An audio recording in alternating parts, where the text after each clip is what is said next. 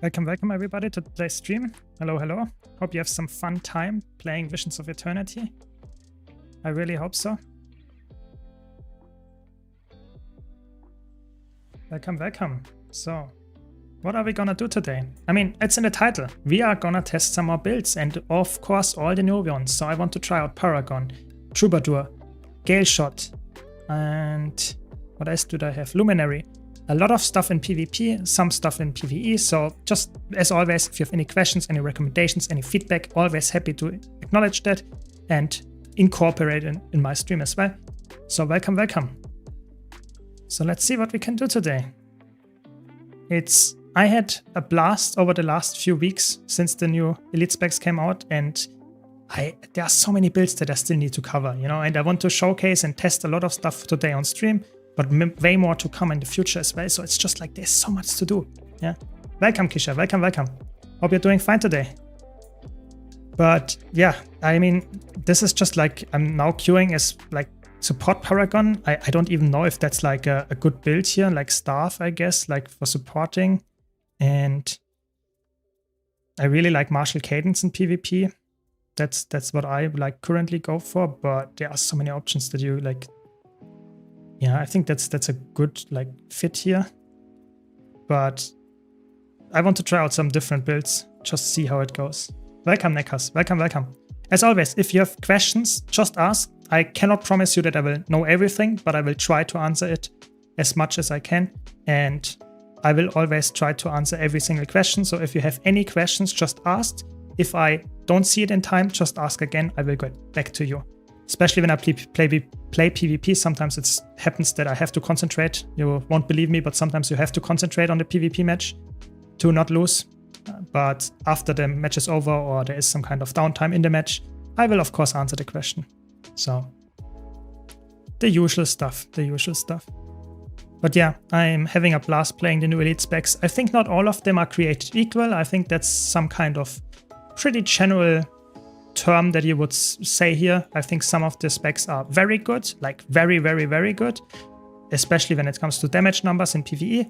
But some of the specs are very good in PvP as well. Some of the specs are not that good in PvP, I would say, to not offend anybody.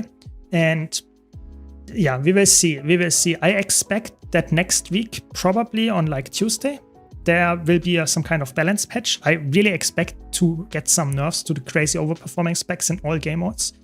So I will like enjoy it as long as it lasts, but that's just my guess. I have no further knowledge, so it could come or it could not happen at all. Who knows? Welcome, Ivan. Welcome. Yeah, it's really fun. Like, the Evoker has so many good builds, and I'm happy that you enjoy that one. But I will have so many more builds that I'm cooking up. Sorry for the pun here, but Evoker, not only fire specialized one, but also like other ones, they are so flexible. You can play so many different builds with it. It's crazy. And it goes like for a lot of new Elite specs that you can play like 5 different builds in all game modes. It's really good.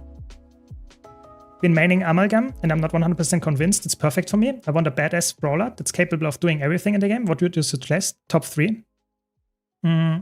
Currently, Luminary looks exactly like what you're describing. So I would say if your Amalgam wants to be a bruiser, I think Luminary currently is exactly that. In every single game mode, you play it somewhat like that. If you want to stick to Engineer, I think Amalgam is your best bet right now. I think Amalgam, especially in the competitive modes, is not like giga busted, which is okay, because I think Amalgam might be one of the specs that doesn't get nerfed because it already is in a balanced state that goes for all game modes. So I think Amalgam is for me something that looks decent. So if you enjoy the playstyle of Amalgam, maybe don't give up yet, because I think it's actually a good spec that will probably shine in the next few weeks when the other specs will get nerfed. I expect it. And if you still want to switch, what is another good bruiser that you can make work in all game modes?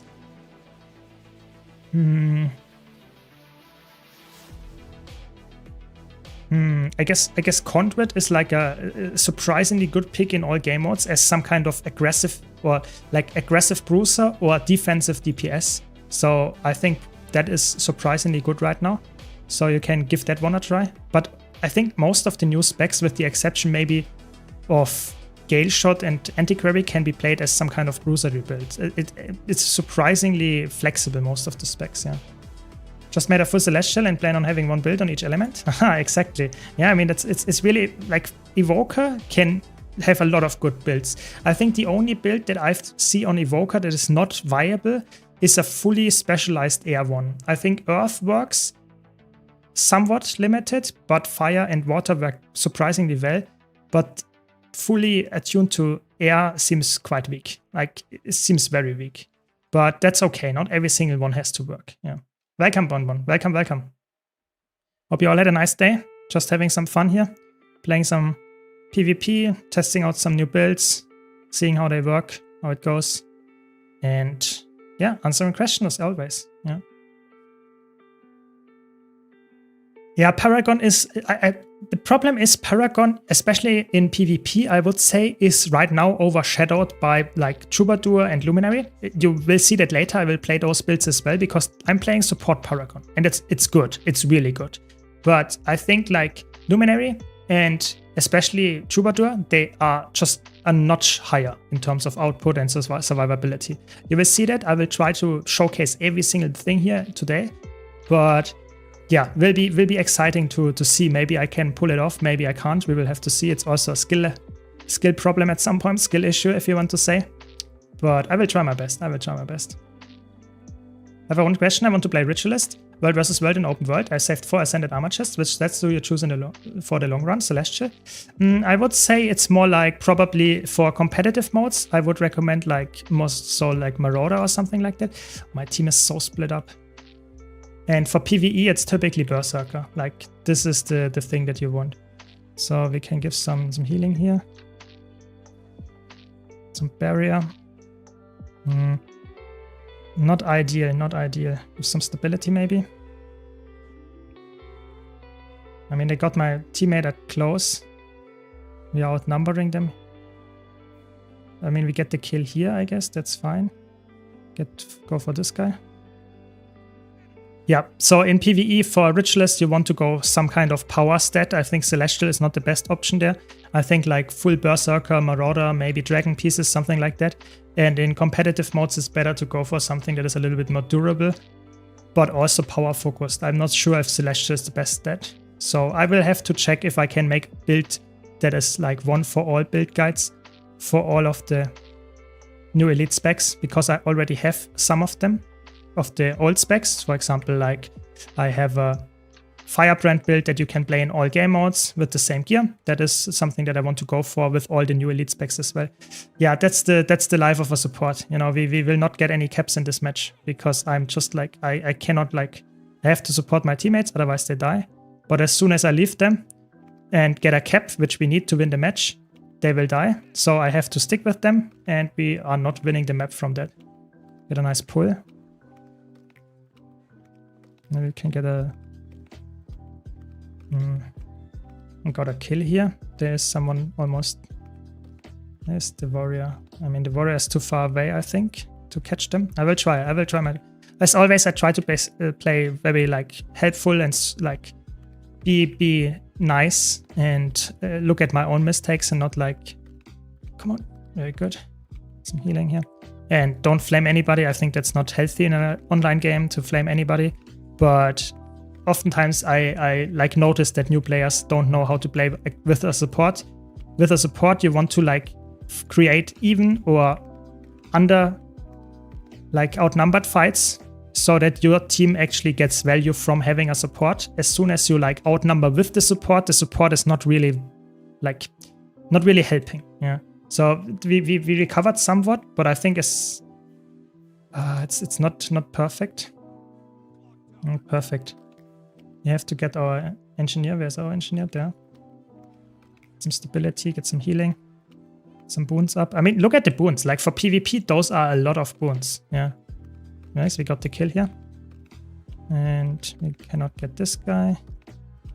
I cannot get the rest there. Maybe we can actually, because they let them bleed here. I will get the banner. Just want to make sure, because cleaving, when the Dragon Hunter here is cleaving, I cannot like get this hand rest, so better use the banner. And you see the Relic of Rivers paying off here, to be honest, because with the Relic of Rivers, you get alacrity, so your banner actually gets faster or shorter cooldown in that regard. Okay, we have to help our Conduit here. They are outnumbering them. I will catch up in chat after this, so welcome everybody. Just want to make sure that my team is not completely losing it here. Yeah, I think Troubadour is not in a bad spot. I think Troubadour is just needs... I don't know. Troubadour... Oh my god, there's so many... Can I get this res? Probably not. Nope. Let's disengage for now. There are so many people. And everybody is dead. That's very... Not very fun. Maybe... juke them a bit. I mean, I'm a support, so I will not die that fast, but it would be better if I would be like helping my team at some point. Some healing out. Nice, we got a kill here. Nice. Give some stability here. Maybe get some pulse. Yeah, there we go, to deny the res. Okay. Whew. It's a tough one. Really tough. We have no one that holds the nodes. That's a big problem. So, are you going to try the new elite specs in your daily Fractal CM runs? Yes, I will do that as well. I'm not sure if I will do that on stream though, because the thing, or at least first I have to learn them perfectly so that I can go into the Fractal CM runs. I think I will start doing that next week. Yeah, probably. Yeah, I think it depends a bit on what role you want to cover. So, for example, healers are not that like different. Just do the same stuff with a different type of build. But for a DPS build, you should probably learn the rotation first before you go into your CM like run or something like that. So, okay. This is a surprisingly close match, I have to be honest, but I don't know how to help my team. You know, we are always outnumbering one person, and my engineer is again like pushing far into the others. That's not a good sign. I will try to get there in time. I think, oh, they got a kill. Very nice, very nice. Good job, good job. Got the interrupt, very good. Maybe we can get something done here. I will play some Troubadour later, and I think Troubadour on PvP as a support is actually not bad. I think it's actually one of the best support builds right now. I think you underestimate how good Troubadour is. You will see I'm playing right now Paragon. I think Paragon might be even weaker right now than Troubadour is. You will see that later. Okay, they got this, so I will get the banner here. Oh, deluxe. Did you see that double banner? That's what we like to see. They knocked him, the dead body, into my banner. That's what we like to see. Double banner. The value of Paragon, undeniable. But there's another downstate. How do they die so fast? It's actually crazy. So maybe we can help this guy and maybe get even the kill here.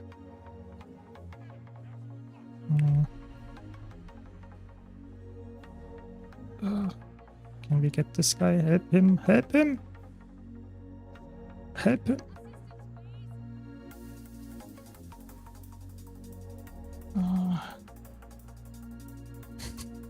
How many people are here?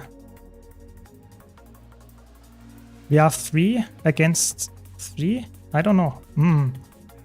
That fight was way too close. I have to be honest. Way too close. But I think we won now. This fight at least. Not sure if we win the match though. Okay, get some healing up, get some just more heals. Nice, nice, nice. I think that is a very good swing of the whole map state. That was surprisingly good. I think the banner was like a very lucky lucky enemy attack that killed them just in time for my banner to hit. But that carried the fight. Yeah, I really think so. Okay, we are in front of their spawn, which is obviously a place where you have to be a little bit careful there. But I think we're quite fine here. I got a question. In the virtual straight line of Guardian, there is a talent that says Mighty Blow turns into Glacial Blow. And now CC heals you. Does that mean all CCs? Yes, all CC do that. That is a very cool build. And it's very, very interesting because it also heals your allies. It's a really cool, interesting trait. And it definitely is something that you can make a build around. There was actually some kind of core Guardian build that uses that you really want to apply a lot of chills with your shouts, because that also counts as CC for this specific trait. And that is a very interesting build. I really like that design. It's not meta, I would say, but you can make it work, which is really, really fun. Really, really fun concept. Maybe should go for the cap here a bit. Which is better, Reaper or Harbinger for PvP? I think both of them are fine. They fill a little bit of a different role. You would play a Condi Reaper. That's the best Reaper build right now as a teamfight DPS. I think it's somewhat hard to survive on it a little bit sometimes, but in the current meta at least. And then you have Harbinger, which can be played as like a side-noting build with a power Harbinger or something like that. But anything else? Oh, they have 2 people here. That's a little bit sketchy.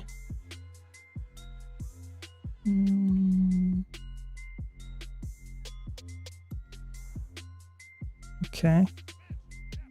They got me in the end, but my team is here now. Maybe that helps. I wanted to hold the point because, like, maybe we can get the counter kill here. That would be good. Or get the res even. We will see. Nice, nice, nice, nice. And they get the damage done. I will have to go for this. Maybe I get the rally. Nope. Never lucky. Never lucky. That's fine. That's fine. 1-on-1 trade, we take those. Should have kited, but, you know, as a support, you always greed for points. That's how it feels.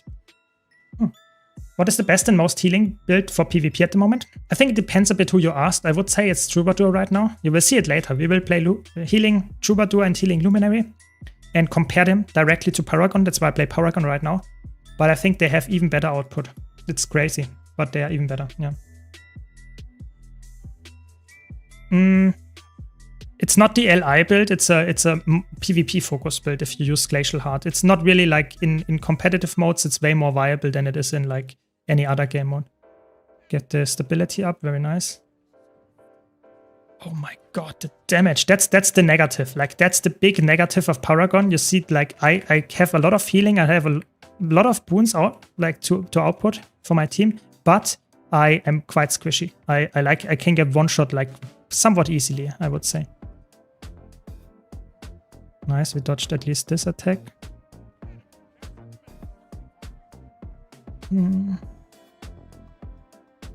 Oh my god, we lost the map from my death. It's actually quite sad. It's surprisingly sad, to be honest. Oh my gosh. Okay, maybe we can still make it. I will try to go for the decap here. We get the decap, we win this, we win this. Yes, nice. Holy moly, that is a close match. That is such a close match, it's crazy. I did not expect it, to be honest. In the beginning, it looked like my team doesn't know how to play around the support, but we actually like made it work, I would say. It's not over yet, don't be happy before it's actually over, but I think we are in a good spot here. We support my team here. Mid. Heal. Oh my god, the damage output.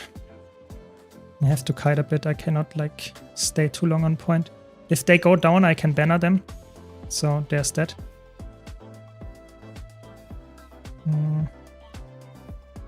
My Revenant, maybe we can get the rest. No, I don't want to go in. We just hold the point here and we will be fine.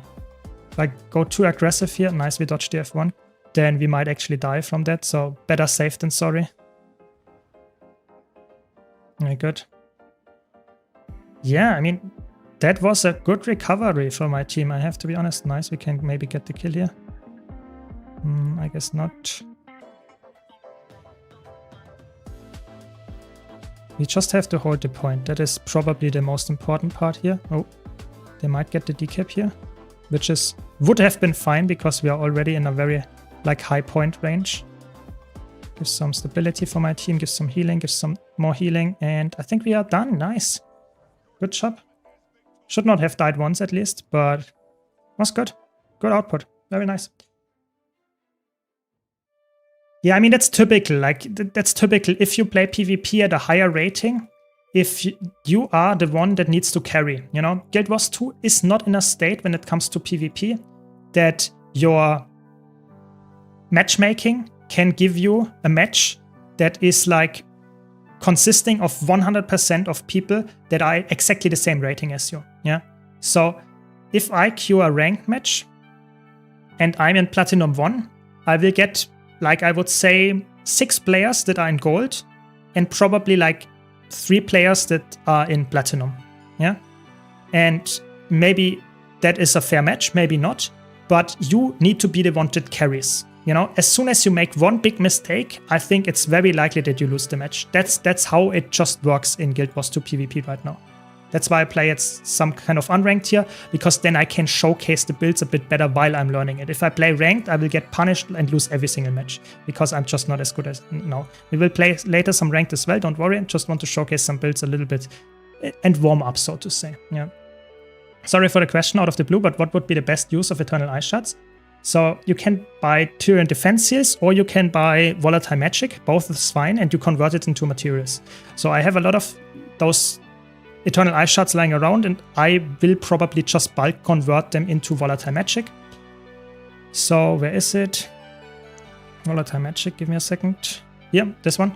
If you convert it into this, you can just go to a vendor and purchase those trophy caches, I think they're called, trophy shipments, that's the name. And those cost a little bit of gold investment, but they give you on average way more gold back. And you get tier 6 and tier 5 mats and stuff like that, which you then can sell. That's my tip, what you would do for Eternal Ice Shards. Yeah. Does Hammer of Wisdom trigger that trait? Yes. So it triggers the trait Glacial Heart on Guardian. We can actually go to a Guardian and I can showcase this. Give me a second. But Glacial Heart on Guardian triggers whenever you CC or you apply chill. This is when Glacial Heart triggers, and anything that you summon that CCs will trigger that as well. So if I play this trait, where is it? Here, this one.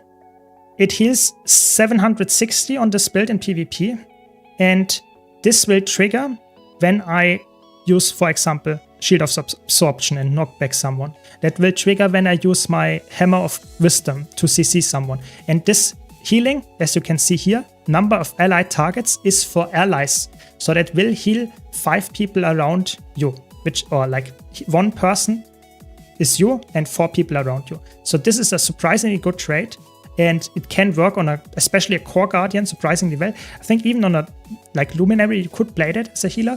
But I think the important part is that you probably want to have some value from the chill as well, because you get that when you disable or immobilize or chiller 4. And disable and immobilize makes sense, that is possible, you can do that as a guardian. But chill is something that guardian doesn't have a lot of access to if you don't run hammer with this trait. However, if you run, for example, a lot of shouts, you can make some really interesting build and go for the Reaper Relic in PvP. Because the Reaper Relic applies chill around you whenever you use a shout. So if you have like 3, 4, 5 shouts even, you can provide a lot of chill, and every time you provide chill, you actually heal as well. So that's a very interesting build. Like I said, it's more a core guardian trait though. I would typically not take that on any other spec, because you really want to take the elite specs like utility there. Yeah.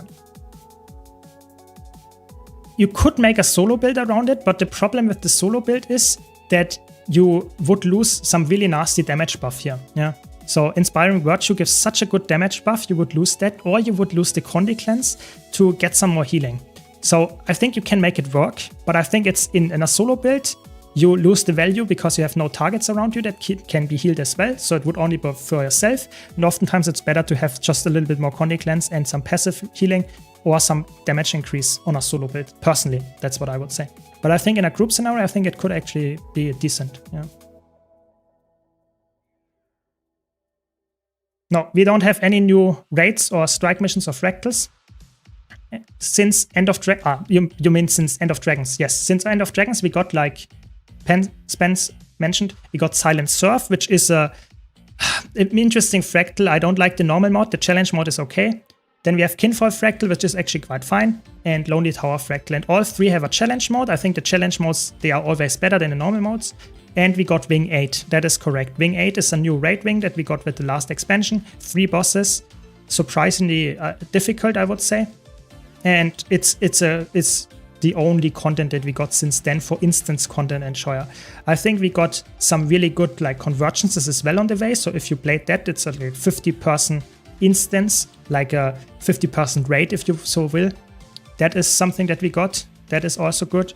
But other than that, instance content is not like the biggest focus of the game currently, I would say. Welcome, Arthur. Welcome. But yeah, in general, if you have any questions, any feedback, just let me know. Convergences are like, you can imagine it's like a meta event, like some kind of mix between a meta event and a raid, something like that, yeah. So you have some pre-event that you have to do, like collect something, defend something, and then you spawn a boss, a big boss, and you have to kill it. That's something that takes like, I would say 10 to 15 minutes typically, and 10 to 20 minutes depending on the group. And it's like 50 people typically that do it, and it's I would say a good addition to the game. It really is. Yeah, I like it. Yeah. It's actually the relic of Mount Bellier. I have to check which one is that again. Is that the one that gives you the damage buff when you like stand in the thing, in the circle? I will have to concentrate quickly a bit about on the. Okay, got some healing here. Nice. There's my Revenant is in a 101. Okay, nice. We got a kill here. Some blind going. It's some nasty Condi like application. Is this a Condi thief or something? Ooh, the Evoker got one shot. Okay, that was quite good. It's some out of jail free card here. Yep. I think we're in a good spot, but we lost our teammate at close, which is a little bit sad to be honest, but it's okay. And heal them a bit here. So very durable on this build, like very durable. Holy sh! The CC chaining was quite annoying here, I have to be honest. Let's put the wall down. And we should be fine here. It's a Condi Soul Beast. That's what is annoying me the most here. Okay. Get some block up. They used their Gale already, so we are fine. With some... Okay, we survived. I tagged that.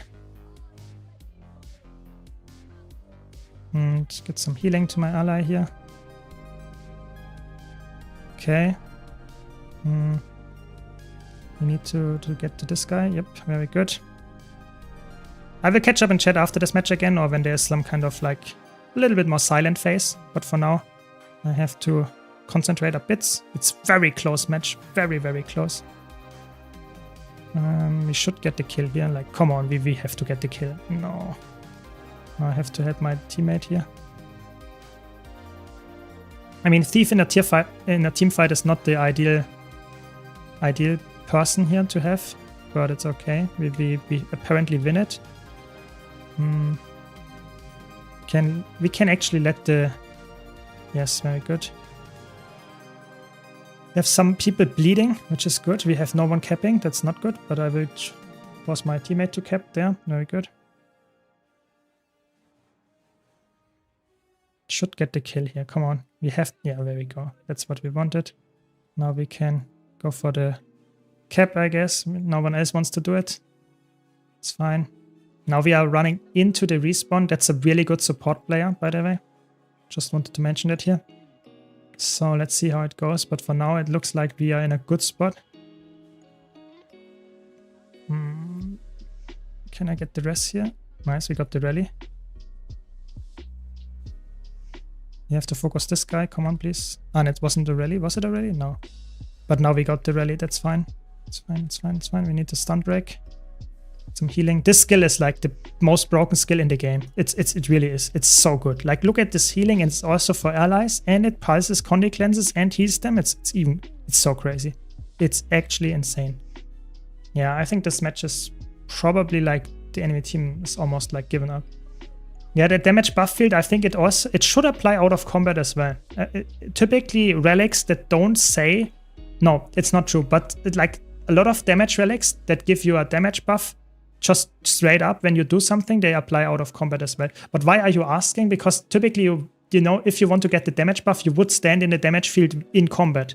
So what is your idea? Why would you pick that thing in like out of combat to stack some damage buff or something? But a lot of relics typically get their value only in combat, and typically if the fight takes long enough, it's also where you want to use the relic after all. Yeah. It's like, it's not really open world. It's an instance, convergences, but it's feeling like a meta event for 50 people and organized a little bit. Yeah, welcome, Kamel, welcome, welcome. Trying to decide if I play now Luminary or wait for possible buffs for Forge and play Condi Firebrand. I think like for Condi specifically, I think Firebrand is always the go-to option. I don't see a world where like Luminary will overtake Firebrand as a Condi build. I think that's just not how I expect it to be. But as a DPS build or in general, I think Luminary is already a very good thing. I think like there will not be that many buffs to the Forge. I think they are quite happy with where the Forge is. It's not for everyone. I think that's fine. But okay, they got the kills here. That's not good. Can I get the rest? No, probably not. That's very interesting. What is this guy playing? Scepter? Normal Scepter Evoker? That's...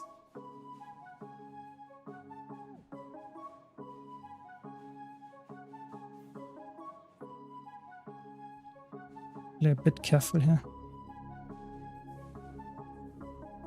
Bit careful here. Okay, we have the Condi.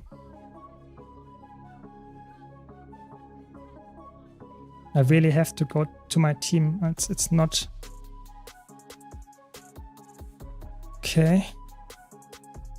There's my team. I mean, we are over 100 points ahead. There we got the kill here. Very good.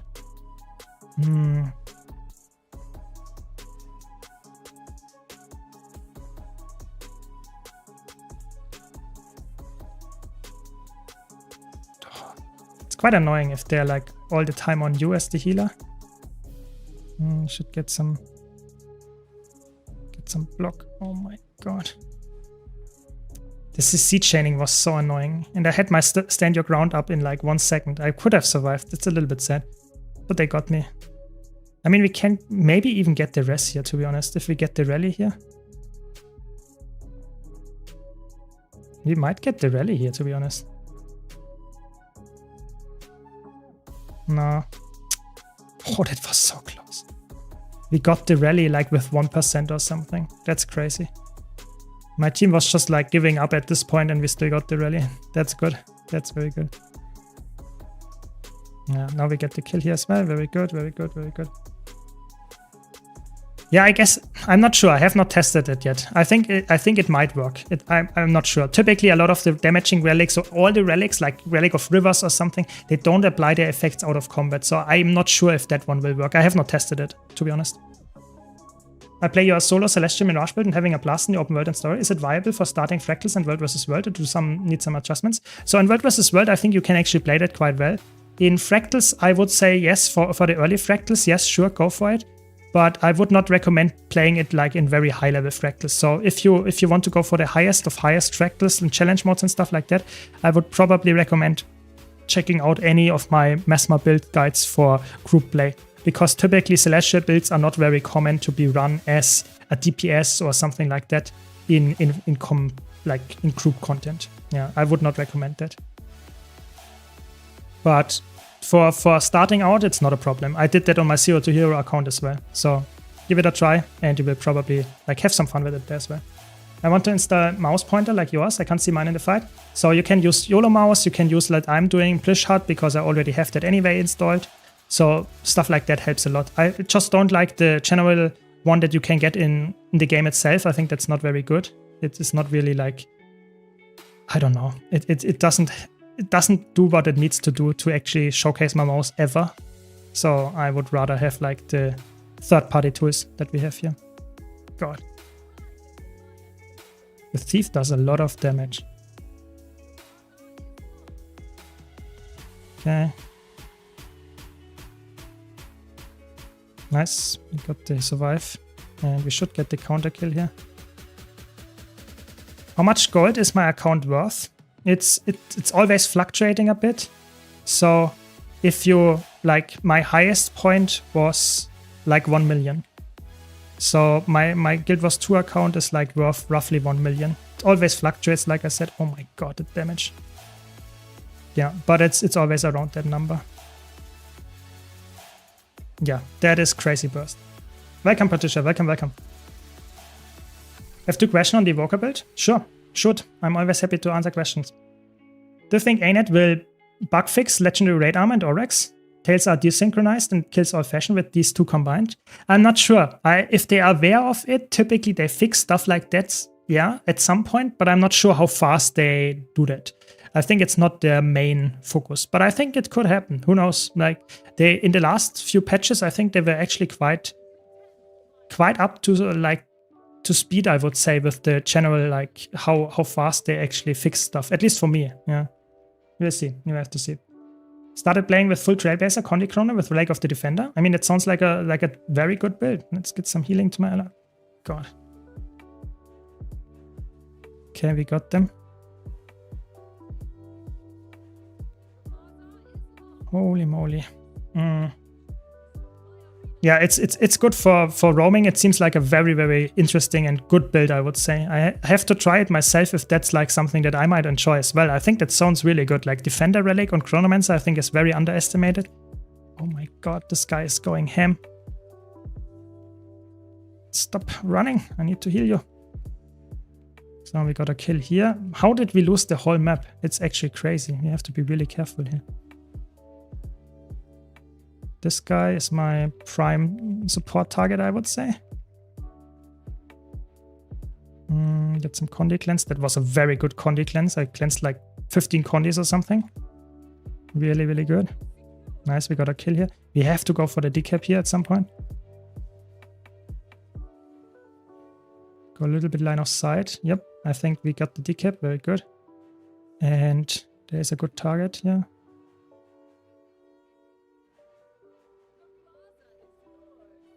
And the Spectre isn't going to escape the nerf hammer and one that will get a buff. So I would say in most situations, I would say from the new specs, most of them seem to be very good across the board. I think the one that will get a buff in competitive modes might be Antiquary. I think Antiquary in competitive mode seems lackluster. I think it does not. Maybe I just didn't find the correct build yet or the good build yet. But I think it's a little bit lackluster. It's not like perfect. I think Antiquary might get a buff there. But in PvE, I think like there is probably not a single like PvE spec that actually needs to get buffed. I have to be honest. I think like in PvE, I don't see any of the new builds being like, okay, this has to be buffed. I don't see it. Maybe someone in chat here has some complaints, but I think it's more like they should fix some stuff and balance some stuff more, like the DPS numbers, and make some stuff not as clunky or make some fixes there. But I'm not sure if there will be any like big buffs or something that is like currently doing X not at all and will be able to do it after the patch. I don't see that, to be honest.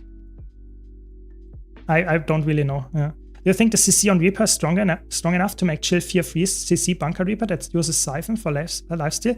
I think that's an interesting build, but in the current meta, I think like bunker builds have to be really, really tanky, and I think Reaper is just not there. I really think so. I think Reaper is a deep, like you can play as a Condi DPS build, but as soon as you play it as a more bunkery build, I think you just don't have the sustain for it. I feel like the current meta is too squishy. It really is. It is very, very aggressive. Like some builds is like the damage output is insane. I will try to get some Gale Shot gameplay in now. And you see how much damage you can do with a Gale Shot from 1500 range. It's insane. It's really, really crazy. So I would say it's just not feasible right now in the meta, sadly. How is Condition Mirage in PvE after nerfs? I think it's a good pick. It's like still doing like 50k DPS, something like that, which is with the current balance of the new Visions of Eternity specs that reach over 60k, possibly not the highest number anymore, but the new specs will get nerfed, in my opinion, down to 50k. I expect that is the new standard of the highest damage numbers. So I think Condition Mirage seems like to be like still one of the best, if not the best Condi build after the nerfs. We don't have any confirmation yet. That's just my suspicion coming on Tuesday. I heard people saying Warrior is trash in Guild Wars 2, so many classes doing the same thing better. I wouldn't say Warrior is trash. I wouldn't really, like, the thing is, people always, the Warrior main specifically, always think Warrior is bad. But I think Warrior, especially in competitive modes, is really good, like really good. And in PvE, I think nowadays as Paragon healer, it's surprisingly good. And as a DPS build, yes, you might be right. There's some DPS builds that are always better in the niche that Warrior wants to fill. That is true. But I think if you are Warrior main, you have all the possibilities. Like, you can play every single build and you will find a slot that this build works very well. But yes, if you want to always have the top meta, currently in PvE, it's probably not Warrior. That's the truth, yeah. But it doesn't matter, because in PvE, you can play any build and perform in the highest level. And Warrior is definitely not bad. It's just not always the best, yeah. Can I use more than one attunement on Evoker, or is it mainly fire? So you can use all the attunements on Evoker. There's just one trait that locks you into the specific attunement that you want to be locked in. So if you use that trait specifically, then you can only use fire, or you can only use water. But if you don't use that trait at all, you can play as a normal elementalist. Yeah. Yeah, DPS Paragon maybe, yeah. Maybe DPS, yeah, that's a good point. Maybe some buffs to DPS Paragon. But I think the problem with Paragon is that, like, of those 9 traits that you can select, 7 of them are supportive by nature. So why, or not supportive, but somewhat like utility focused and healing and stuff like that. So why would you, like, how would you fix Paragon in a way that it is interesting that the damage is just not a flat damage increase? Because right now you have 2 traits that give you a 40% damage buff. Okay, I guess that's what we take. But it's not very interesting, and I'm not sure if they will just slap in, instead of 40, make it 50%, and then it's fixed, I guess. But I don't know. I feel like Paragon is in a weird spot. I think there needs to be thought more about how they can fix the numbers there. I really think so.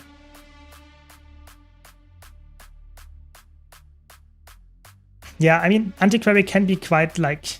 Antiquaries are rare in competitive modes because they are somewhat challenging to play and they are not rewarding for it. But I think as soon as they get rewarding, as soon as they will be strong, I think it will be very annoying to fight against it because it has so much annoying stuff that it throws at you. So I think it's actually good that it's not competitive modes matter. I hope it stays like that, because Antiquary seems like very annoying to deal with. Like very, very annoying. I only have Path of Fire and Heart of Thorns. What's the best gold farm?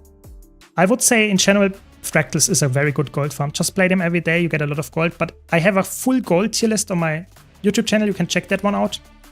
But in general, it's always depending on what kind of type of player you are. Some people really enjoy Fractals, some people hate them. So play what you like and you will find a good farm there. There are so many good ones. Yeah. Sorry that I can't answer that more accurately. Can you make videos for all classes and why to pick them? For example, Warrior, good melee combat, bad range. I will try to do that, but in Guild Wars 2, the thing is that if I make a video and say Warrior is good at X and bad at Y, that is almost not complete. Let's put it like that. In 99% of the cases, this is not the case, because you can make a Warrior that is very range focused and it actually works. You can make a Ranger that is fully melee focused, even though people would not expect that. You can make a build that is like, for example, Elementalist. People have the classical mage fantasy, full glass cannon or something, and you can play a full bunker with it. So Guild Wars 2 is very flexible in that. So it's not like you choose a class and you're locked into something. No, it depends on the build. Every class has builds in all directions. That's how the game is now, like, balanced in that state, in all game modes. So keep that in mind. It's really hard to make a video that says this is the class for X, for those people that want to play as a melee build. Yes, there might be a really good melee build on this class, but a lot of other classes can fill that role as well, and you can play the class in a completely different way. I don't know, it's really hard. Welcome, Mike, welcome. Easiest open world build is probably, like, I would say Reaper is really good, like a Power Reaper, very, very easy. I would say Staff Mirage is very, very easy as well. There's so many good ones, like right now. It's really, really hard to judge. As a returning player, which Legendary Armor set is the easiest to get the quickest? So, the quickest Legendary Armor set is probably... The honest answer would be you go for all of them at the same time, because all of them have some kind of time gates. So the ideal way to do it would be getting 2 PvP ones, 1 world versus world one raid one, 1 open world one, and like that, so that you mix and match. In the end, you have all 6 pieces very fast. But if you want to have 1 game mode only, then I would say if you do all raid bosses, then raids might be very fast. But it's quite unlikely that you do that if you're a new player or a returning player. So I would say probably the fastest to get them is the open world one, if you do all the meta events every day that you need to get done there. Yeah. What does it mean to transmute aura on smothering auras? So if you get an aura on an elementalist, you can, if you have the specific aura on a weapon skill as well. So for example, on focus and fire, you have what the 5 skill is fire aura. And if you get fire aura, you can then use the same skill again, which is a different skill then, called transmute the aura. And then it will have a specific effect and you will lose the aura. So that is something that you can do. That is only available to elementalists. Staff has on earth that, dagger has it in water and air, and focus has it in fire. Those 4 exist. All the others are not available. PvE rotations is impossible, hard to learn. I even struggle with ones marked as beginner. I think you have to be patient, and even if you're patient, it's quite hard to reach 100% of the benchmark. So play it like a little bit like safe and try to slowly memorize how it works, and don't worry too much if you don't get it perfectly. That is what I would like recommend. So let's snipe someone. Who do we snipe here? This is a good target. Boom. A lot of damage, my friend. Okay.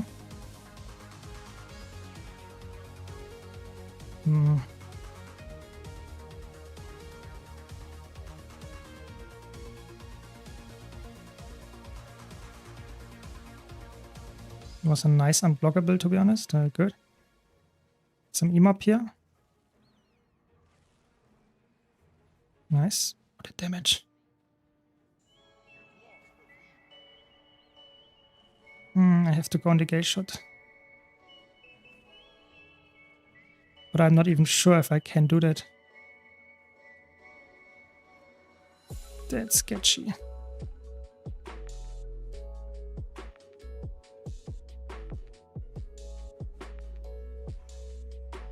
No, that was nasty. Too much damage, too much damage. That's what I mean. Gale shot is very hard. If you play it correctly, you get a lot of damage. Like I almost 2-shot the Mirage in the enemy team, but as soon as I'm the target, I die very fast. Melee Sorbist is incredibly good. Yeah, it's really good. For example, there are so many options that you can play as a ranger. Even though you sound like you would be range, you can play a lot of melee builds as well. It's crazy. Guild Wars 2 is very flexible in that regard. Yeah, good Conti Amalgam will be very fun. Like in World vs. World, I'm trying to get World vs. World builds out very soon as well, and I think it's really, really good. Amalgam seems to be a very good Conti spec in competitive modes. Maybe we get the decap here, and then we might get the res. Maybe we go for the res here. Okay, we have to kite a bit because the Mirage might engage here. Dodge this. And kill this guy. So, snipe him.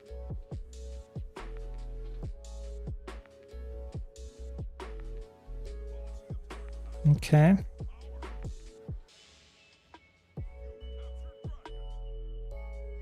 We have to help our allies here. Not good, not good, not good. Maybe we can get the CC here. Nice, we got the CC. And... oh, the invulnerable. Almost got the snipe.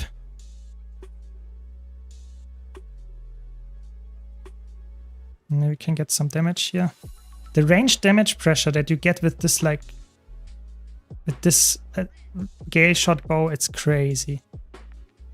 You can get the rally here. Nope.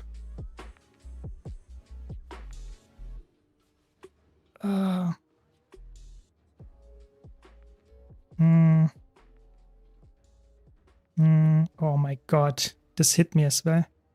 Very annoying.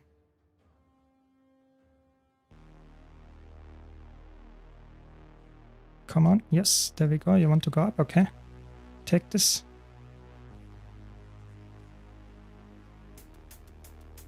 I always take this. There we go.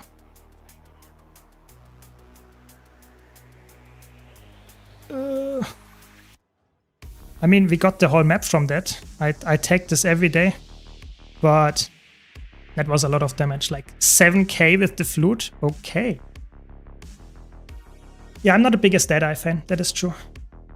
I think that's a Thief thing in general, and sample of 2 is not really accurate for me. Yeah, I think it's like Thief is squishy, but I think Antiquary is not even evasive. And that's the problem. You look at like Daredevil or Deadeye, they are quite evasive. They use stealth and stuff. However, like, oh, yeah, there we go. However, how is it called? Antiquary is squishy and does not have any other defenses other than like his artifacts or artifacts in general. And that is just not often good enough. So that does not like provide enough defense in a lot of situations, I would say. Nice, we got a big burst here. Can land this maybe as well. Very nice. And get some more damage. Yes, yes, yes. Make this field, please.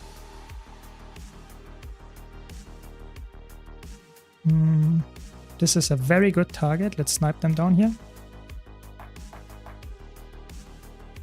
Get some cleave here. Nice, nice, nice. The elite is so good. I really like the elite. It's so fun. It's unblockable as well. Yeah, tech W as well. Yes, yes, yes, absolutely. Oh, the damage.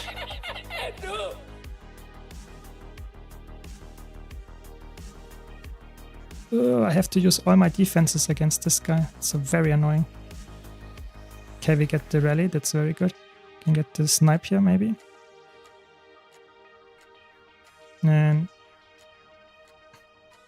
nope. 1500 range. It's annoying. It's so annoying to deal with. It really is. Stealth a bit. And maybe we can snipe this guy. There's another one coming. That's good. Good target, warrior. Doesn't have enough range to deal with me, I would say. How did that hit? I was never in the hitbox. Okay. It's fine, it's fine. Was not important, but interesting. Did not expect that.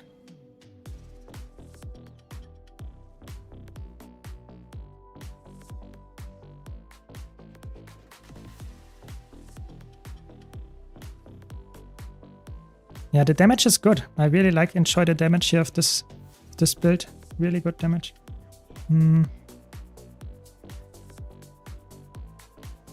Holy moly, this attack is also like so fast and so much damage. Surprising. Okay, we have the Troubadour again. Thief is good against like every power-based build that is like very, very fast-paced. Like Mesmer, as you can see here, can be very annoying to kill or to deal with as a Gale Shot because you just have a lot of range, but as soon as they are on you, you will probably die. It's like you are quite squishy, yeah. So as soon as they get into melee range, you might die, or you will probably die. You have some nice melee attacks as well, so that's not the only thing. Okay, we have maybe a target here. Target acquired. Nice, unblockable. I always like those.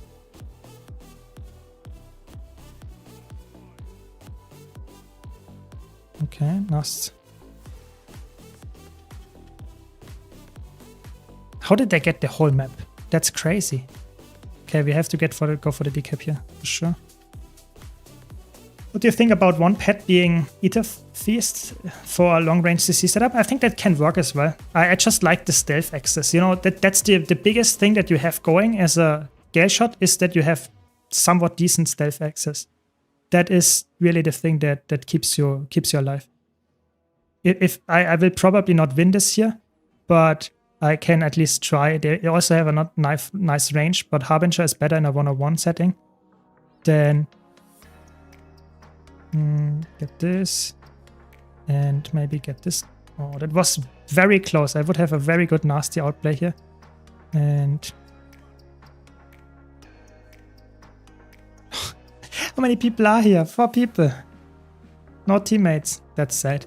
I could actually have gotten the kill if I played it better. I mean, would not have been that important because they would have just gotten the rally from it anyway.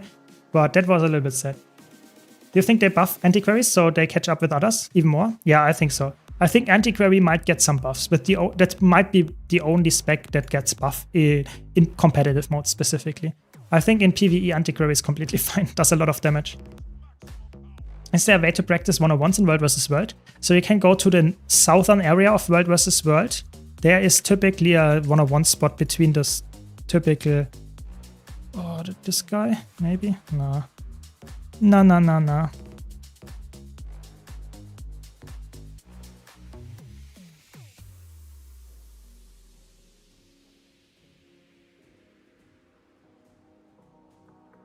Okay. Another one approaches.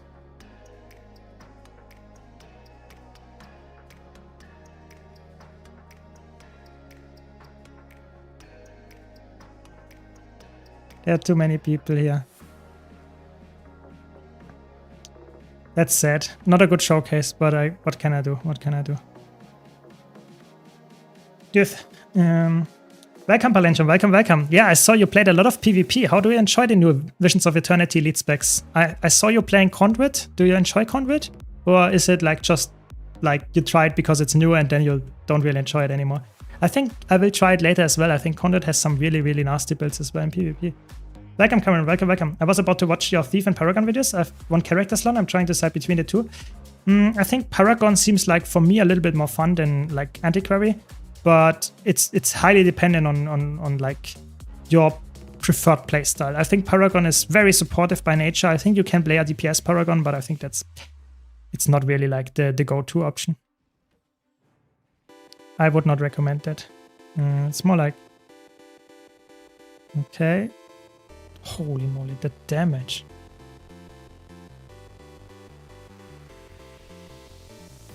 Okay. This guy's dead. No. This guy should be dead then as well. Okay, we got him. At least there's dead.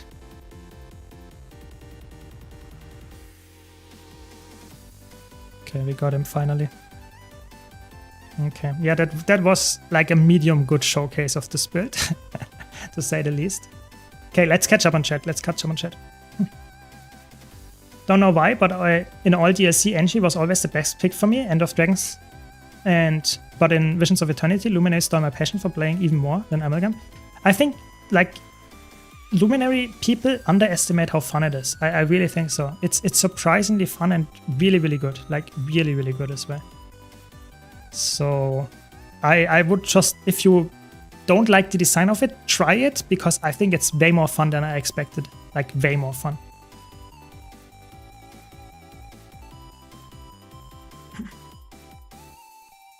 I haven't played Guild Wars 2 in a few years. I have a level 80 Herald, Reaper and Weaver. I'm looking for a high mobility burst class. What do you recommend? I would say Herald is the best one of those for high mobility and outplay potential. For sure. Like, it's really, really good for that. And it works surprisingly well, yeah. With Spear Mirage getting nerfed, what are your thoughts on Power Chrono at the moment? I think Power Chrono is in competitive modes, like, don't play it. It's not good. In PvE, it's good. But I would say you're talking probably about competitive modes, so I would say don't play Power Chrono. I think Mesmer is like, it's a support right now in PvP, or Power Virtuoso. That's it. Everything else, don't play it as Power. I really don't think so. Like, Power Virtuoso is the best Power Mesmer spec right now. Without a doubt, yeah. We'll try Antiquary, but Squid meme, the theme is not my cup of tea. I agree. It's not mine as well. But what can you do? You know, if the gameplay is fun, I take it. Yeah, Mirage got nerfed in PvP quite a lot of times. And in PvE it got nerfed as well. Mirage is always like, it lasts like a couple of weeks, and then as soon as it's good, they nerf it. Mirage is supposedly never the spec that it's good. Like, Chrono is good for like years, and Mirage is good for weeks, and then it gets instantly nerfed. It's crazy. It's not unplayable, don't get me wrong. It's really good still, but it has such a high skill ceiling and also high skill floor that I feel it's deserving a little bit more love of the balancing, to be honest, in my opinion at least, yeah. Thoughts on Mesmer PvP? What spec would you recommend for a new player? Probably Virtuoso if you're Mesma enjoyer, because Virtuoso is somewhat safe and it's surprisingly good. Not a lot of people play it, but I think it's really good in the meta right now because it has a lot of defenses and a lot of range, which is perfect in the current meta. Yeah. Any low intensity new spec builds going on for PvE? So I released yesterday, I think, a guide about Paragon for PvE, and it's really, really good. I really enjoyed that one. It reaches 36k or something DPS with like almost no with almost no problem. Like you reach like you put like 3 buttons on a loop and that's it. Like 36k with 3 buttons that you press like now and then. It's really good. Like, and there will be more coming. It's just the first one that I got. It's really, really good. Yeah, it's really sad, to be honest. I think one of the saddest parts is that they nerfed Mirage, but the idea was often, especially in PvE, was that they nerfed Chronomancer, but Mirage got hit as well. And for example, they nerfed Condi Mirage and they nerfed Power Mirage as well, which was never really viable. So I think the problem is like a lot of times they nerf stuff that is taken in builds that are not even that good. And then those builds are really, really bad because they got hit by the nerf as well, so to say, in the crossfire. And that happens to Mirage all the time. I don't know why, but it's really sad. It's really sad, to be honest. Yeah, I would say as a DPS from the raw numbers, Paragon seems to be the worst. That is correct. However, I think just talking from the raw numbers, I think the utility that Paragon can bring is surprisingly good. And it's also very easy to learn. So I think Paragon as a DPS is not high in the terms of damage numbers. It still reaches 40k. But I think you have to understand that oftentimes a DPS build that brings utility like invulnerability for your party is very good if you use it right. And having like 2 or 3k more DPS is not necessarily the saving grace for a lot of fights. Having utility can be. So that keep that in mind. But yes, I would say Paragon DPS seems to be the worst of the new ones. I just got the first expansion 1 and 2 for $30. Do you have any more guides for this?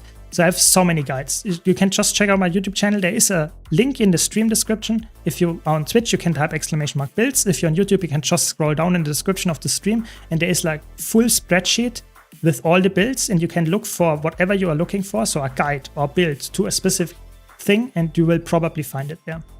I try to be very concise with my builds and guides and put them all in the spreadsheet as well. Mirage is like Elementalist. When it overperforms guards, yeah, then ArenaNet will wake up and slam Nerf Hammer. Yeah, it seems like it a little bit. Yeah, it seems like it. It really seems like it. So let's do that. I want to play some Gale Shot because quickness DPS Gale Shot is really good. We will do that, and later we'll try out some other things as well. One question, I have only the core game and hit level 80 with my ranger. Can I get gear, weapons, armor? Yes, you can do that. It's very like straightforward. You can get it from the trading. What? Okay. We have to join the other squad. Okay, let's do that then. No, I don't see another squad. It's a little bit sad. But yeah, I think when you start the core game, I would recommend, or when you are level 80, you play the game, get some like core stats that you can get from like exotic. You can go from world versus world, you can get berserker gear and stuff like that, or the trading post if you have access to that, stuff like that. Give me a second. There we go. But other than that, I would recommend, if you enjoy the game, getting at least one expansion, because that unlocks so many features for you that you will probably thank me in the future. So that is something. The game is really good with the core game, but as soon as you enjoy it very much and you play it for level 80 and get to like explore the world and just want to get some more stuff going and better builds and stuff, then I would get the expansion at some point. One of them at least, yeah. I like working with my clones. Don't make me go virtuoso. That's fine. You don't have to go virtuoso. I think you can even go like a... There are so many Mesmer builds that you can play, but I think the best one is Virtuoso for power right now in competitive modes, and you could even play a Troubadour build. I'm not sure how good it is, I have to try it myself, but I think it works. It's surprisingly decent as well, yeah. Is Dragon Hunter really good in PvP right now? I think it's surprisingly underrated, yeah. I would say it's one of the best specs to play. I would say so, yeah. The outplay potential with Power Chrono is insane, but the problem is you're so squishy. Like, you are so squishy that you will die within seconds. Within seconds when someone ports on you. So maybe we play a Power Chronomancer match in PvP just after this strike mission run, and you can see how good the outplay potential can be if you perform very well. But in my opinion, I think it's one of the specs that is just has a lot of damage, but the defenses are so low that the new specs that might have like only 90% of the damage will have like 4 times the amount of defenses. So it's not justifiable to take something that has 10% more damage, but loses all the defenses for it. So that's why I would say Power Chronomancer is like no one plays that, because it's just you get punished all the time. Yeah. If you like the gameplay loop of Condiment Rush, would it still be decent to run in World vs. World for roaming? Yes, I think Condiment Rush for roaming is surprisingly good. Yeah, you can play that with some kind of nasty Trailblazer setup or even Celestial. I think that works, yeah. It might not be like the absolute craziest like outplay potential build, but I think it's good, yeah. Is your Soul Beast solo build still viable? No, it didn't get touched at all. It's completely viable still, and I will make an updated guide about it very soon as well. That is even better than this one. Yeah, so not touched, you can still play it. Yeah. Did you see T-Bird Salad Rich List 17k DS? Yes, looks very fun. I think the problem is like that I didn't want to make DPS guides about specs that I suspect to get some heavy damage nerfs, and Rich List is one of them. Rich List right now reaches like, I think like for 54k DPS or something, and the Quickness DPS build reaches 52k DPS or something. So it's like, okay, quite unsurprising that this will probably get a nerf very, very soon. Yeah, but maybe that's just me. Yeah, maybe I'm just pessimist, but I think it seems quite unlikely that they will leave that slip through. I don't see that, to be honest. No, don't interrupt me.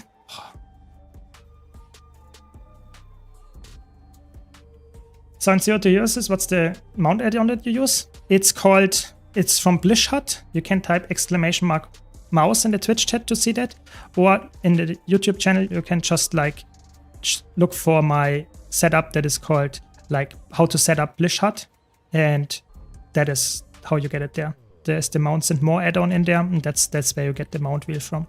Really, really nice. Really, really good thing that you can like use quite easily.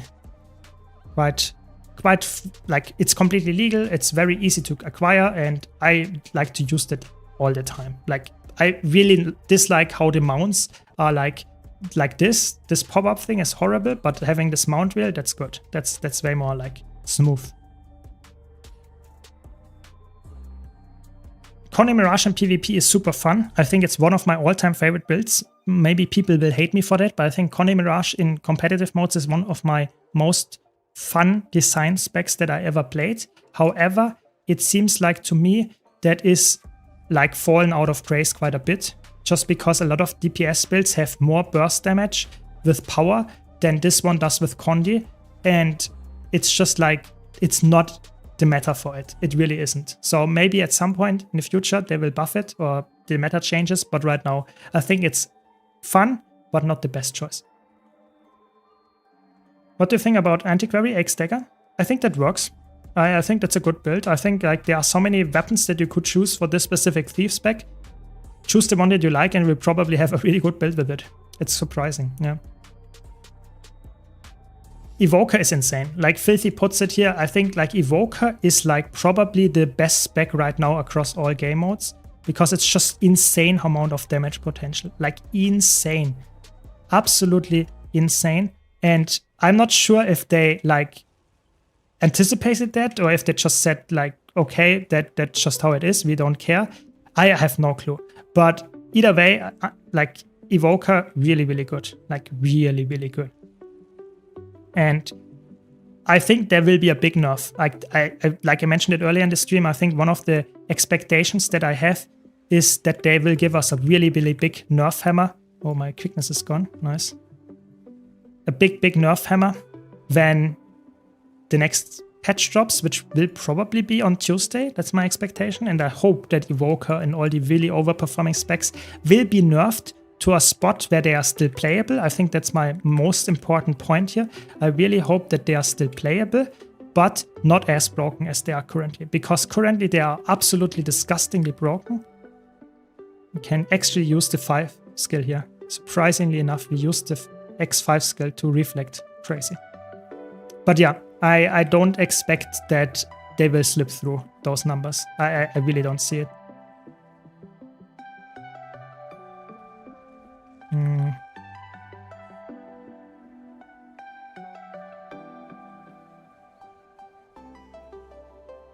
Okay. So I'm just saying this is a quickness DPS build, and like always like almost top DPS. It's really good. It's people underestimate how good Gale Shot is. It's really good. And I really like this fast-paced playstyle.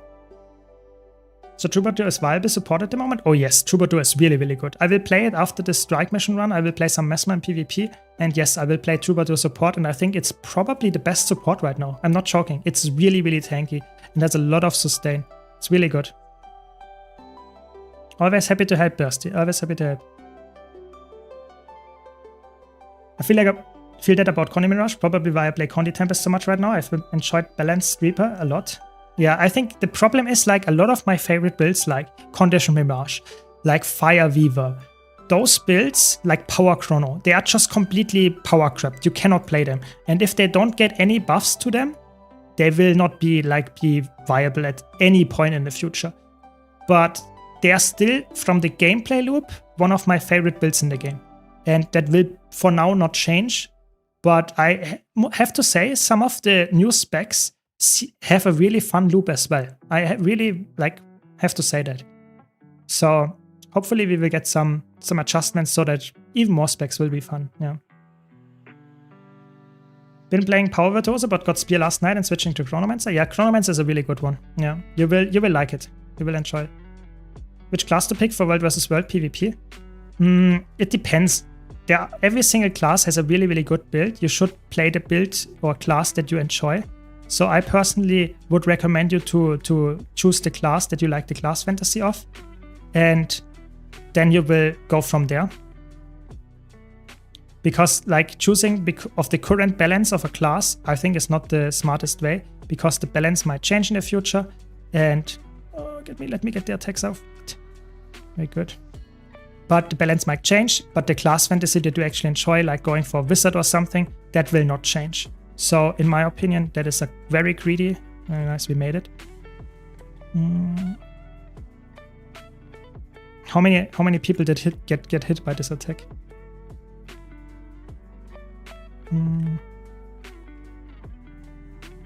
Nice, we get this off and this hopefully. Very good. But yeah, if you for example, like an Elementalist, go for Elementalist. Even if someone says this is currently very busted and will get nerfed or whatever, choose the class that you enjoy the look of, because that will stay the same.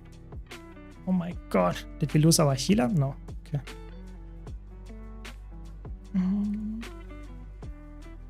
That is painful. Oh, that was so close. Our healer is really living on the edge here with the heals, I have to be honest. There we go. Should be fine. Very good. I like playing Weaver in open world and stories, but not PvP. The idea of Weaver is good. Yeah, I agree. I think the idea of weaving elements together is so interesting. It's one of the most interesting elite specs in that regard. It's just like they seem to always forget to buff it or give it some unique things. In open world, it's completely fine. Everything works in open world.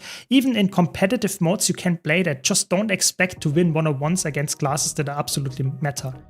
So I just hope they will give some kind of reworks to Weaver in a positive way and balance it a little bit more aggressively, hopefully. Like the Troubadour aesthetic, it's really cool. I've been wanting to check it out. Thanks for the info. Always happy to help, yeah. I feel like I die too easily as Virtuoso in open world. Do good damage, but no sustain. Yeah, Virtuoso can have a lot of squishiness to it, but you have distortion, you have evades, you have blocks. You can even slot in a utility skill. I don't even know how it's called, psychic renewal or something like that in this direction, where you have like 2-3 seconds invulnerability. You can slot that in as well. So we have some tools to survive. So, and I also will come up with a really nice tanky, cruisery open world solo build as well in the future. So stay tuned for that one specifically. But yeah, I think it's surprisingly good. And you just have to have the right build for it, and you will probably at some point understand the mechanics of the fight as well, so that in the end you hopefully see that oftentimes it's more about understanding mechanical execution and stuff like that than it is about like having a very tanky build. I'm playing a very squishy build here and I almost take no damage, not necessarily because I have a healer. It's more about understanding where to position. Okay, saying that I was almost like in having no stability here, but okay. Can also reflect those projectiles, which is so nasty. Very good. Very nice. Yeah, I think Weaver and Chronomancer are probably the most unique class fantasies or subclasses or whatever you want to call them in any MMO out there. I think like I have not seen that at least in other MMOs that have something like that. So that's why it's probably so interesting to me. Yeah. I will try to ask them. Yeah, I will try to ask Ahmad. I will try to ask. Weaver was Anet's magnum opus, but problem is that class has so much complexity that Anet probably fears touching anything to not break it in the wrong way. I think in general they have like the fear with Mirage and Elementalist, or Mirage and Weaver and specifically, that it's just like the spec, as soon as they touch it, anything, any rework to Mirage, it gets busted. Like in any game mode. They did this Dune Cloak change where you get like illusions and stuff like that back when you shatter with more, and you get some value for your shatters because they recharge and stuff like that, and you get evasive. So that stuff is broken, and that was a really cool idea, but it's absolutely broken. And then they had to nerf it down so much that it's now almost unplayable. And if they would make a change to Weaver, the same thing would happen. They would make a really cool change, but the problem is it will probably be broken in some way, yeah. And then they will have to nerf it down to a way that it was before, or even worse than before, and people will be sad. So I expect that Mirage, Weaver, those specs seem always to be the specs that are a little bit like, better not touch them, better leave them as they are, because they might get broken if we touch them. I definitely see that, yeah. Keeps making me go back to Tempest. There's not many duels I lose going Condi Fire Earth Tempest. Yeah, I think Tempest is very, very tanky and very good as a side note right now, yeah.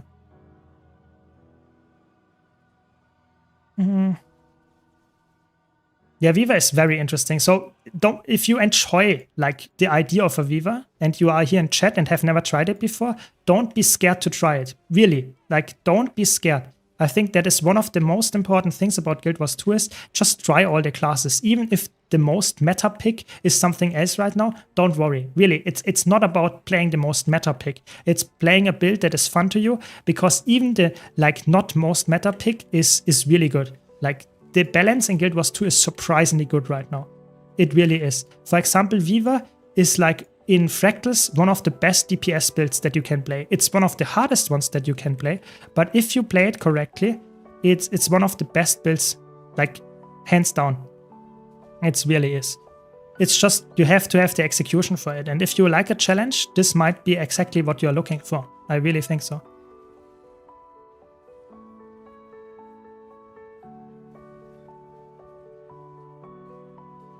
I need more hero points for these specs? Nah, don't worry, you will get them with time. It takes time, but you will get there. Hero points is just like a short-term issue. In the long run, you will thank me for playing all those specs. It's way more interesting this way. It really is. Yeah, there are some really nasty builds for Ritualist as well for PvP. I think Ritualist is already had some nerfs there. So I'm not sure how much they actually will nerf it again. We will have to see. But for now, I would expect that Gale Shot and Ritualist and Amalgam and Antiquary, of course, those seem to be somewhat fine with nerfs in PvP. So we will have to see if everyone agrees there or if I'm like just coping too much. But I think that is my educated guess here. What do you think of Earthlock, Dagger Evoker with Lightning Rod? I think that I tried it on stream as well at some point. I think this build is very underrated. It's very, very obnoxious to play against, like extremely. But it works surprisingly well. And it is, I would say, a good build. It's not like as good as Evoker can be, because I think like especially like the Air Hair Evoker with Spear or Scepter is absolutely crazy good. It's like cooking. It's like, you know, you play this build and if you get some damage connect and the enemy is dead, just straight up, it's so good. And the Todd Evoker is good, but it's not on that level. It's not. It's just annoying and it's really nasty as a side noting build. But having a build that just can one-shot like even the tankiest builds within like 1 to 2 seconds, then this build is just a little bit better. It's just like it. Yeah. Second generation Free Legendary and Solis. That was a tough choice, but I honestly can make 2 because of the profit now. Just have to do a few more lantern runs. I think that is one of the most common ways nowadays that people make money out of the End of Dragons legendaries, or like in general End of Dragons maps, is by getting the End of Dragons legendaries and selling them. And I do that as well. I have to be honest. That is one of my incomes that I just sometimes do when I have a lot of stuff like saved up, like Mystic Clovers and stuff. I just invest some time getting some map completions done, and then I'm like selling a legendary again, which gives me like a profit of like 1k to 2k gold depending on how much materials I have. It's really, really good.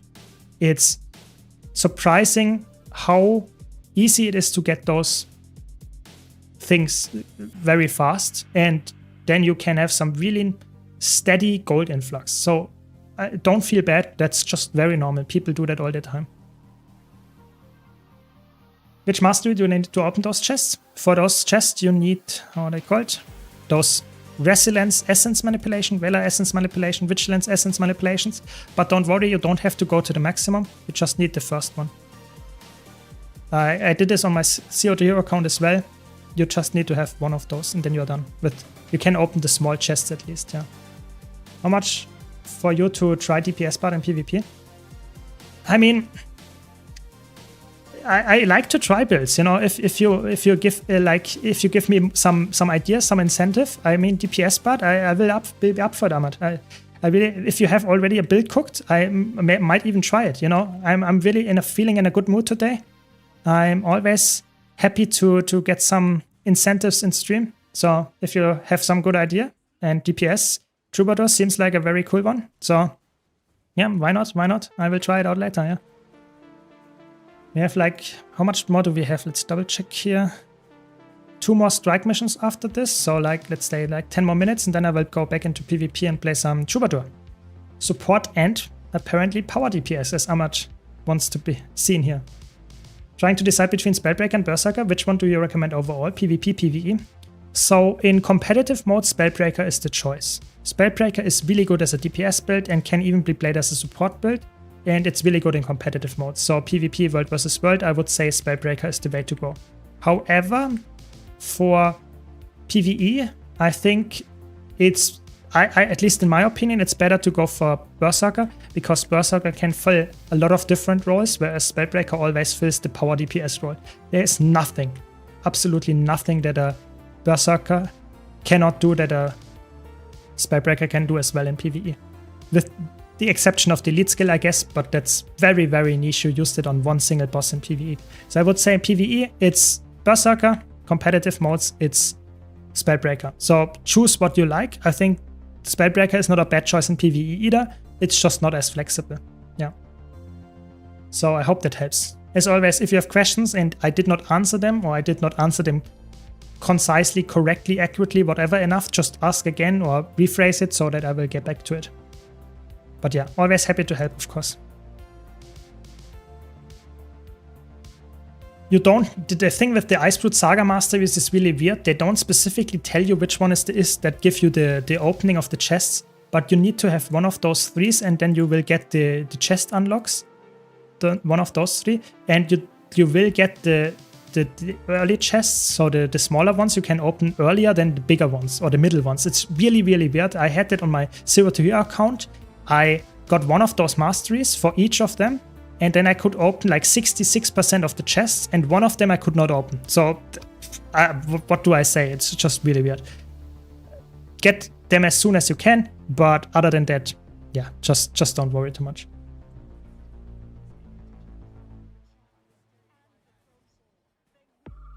Yeah, I think ArenaNet, especially the Iceblood Saga masteries, are not only like weird, but they are also, in my opinion, one of the worst masteries in the game, because they, in my opinion, don't change the gameplay loop at all, and they are just like, you have to get them to get more loot. Like, what?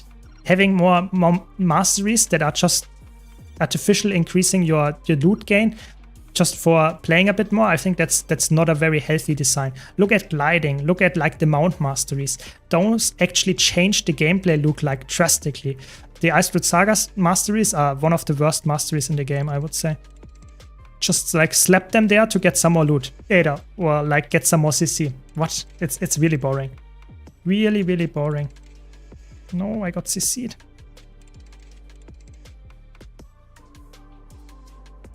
Do you feel that Evoker was made to work primarily with Scepter? I think the problem is like Evoker is, I think they tried to make it work with other skills or other weapon sets as well. But the problem is a lot of the other weapon sets are just not as like universally good with one element or with like, in general, like Scepter has always been a very, very good pick in competitive modes for DPS weapon. Just straight up.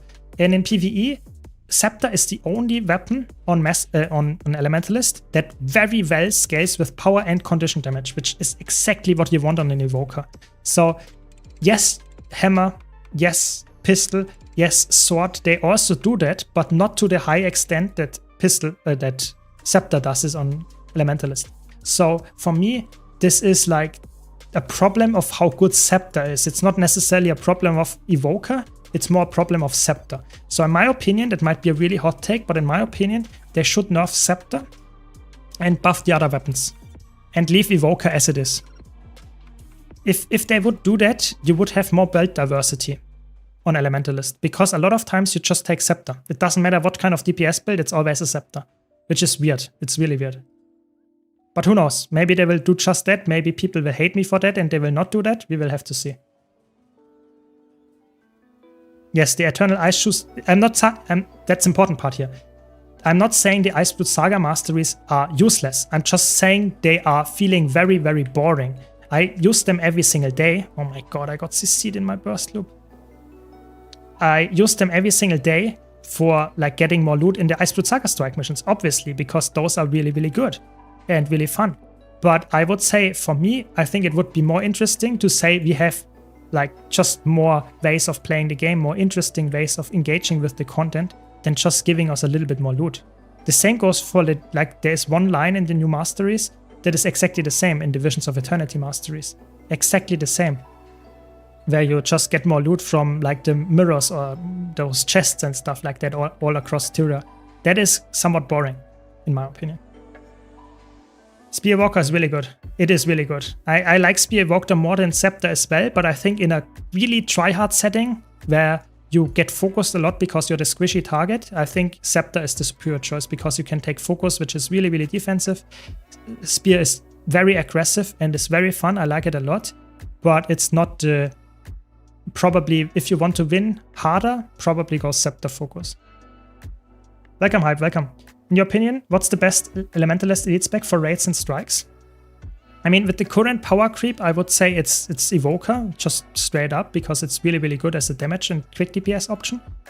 But if you are talking for the future when it gets nerfed, I think one of the best starting points is Tempest, because Tempest is really, really flexible, very easy to get into, and just a safe bet all around. You can play a healer, DPS, you can play elect DPS. There are so many different options. I think Tempest is for me the go-to option for a player that doesn't have any experience with Elementalist yet. And Evoker is just right now the best option because it has so like insanely easy damage access that like you can press 3 buttons and have crazy damage. Evoker is really, really good for that. But in foreseeable future, I would say it's Tempest again. Most PvE builds take sword, no?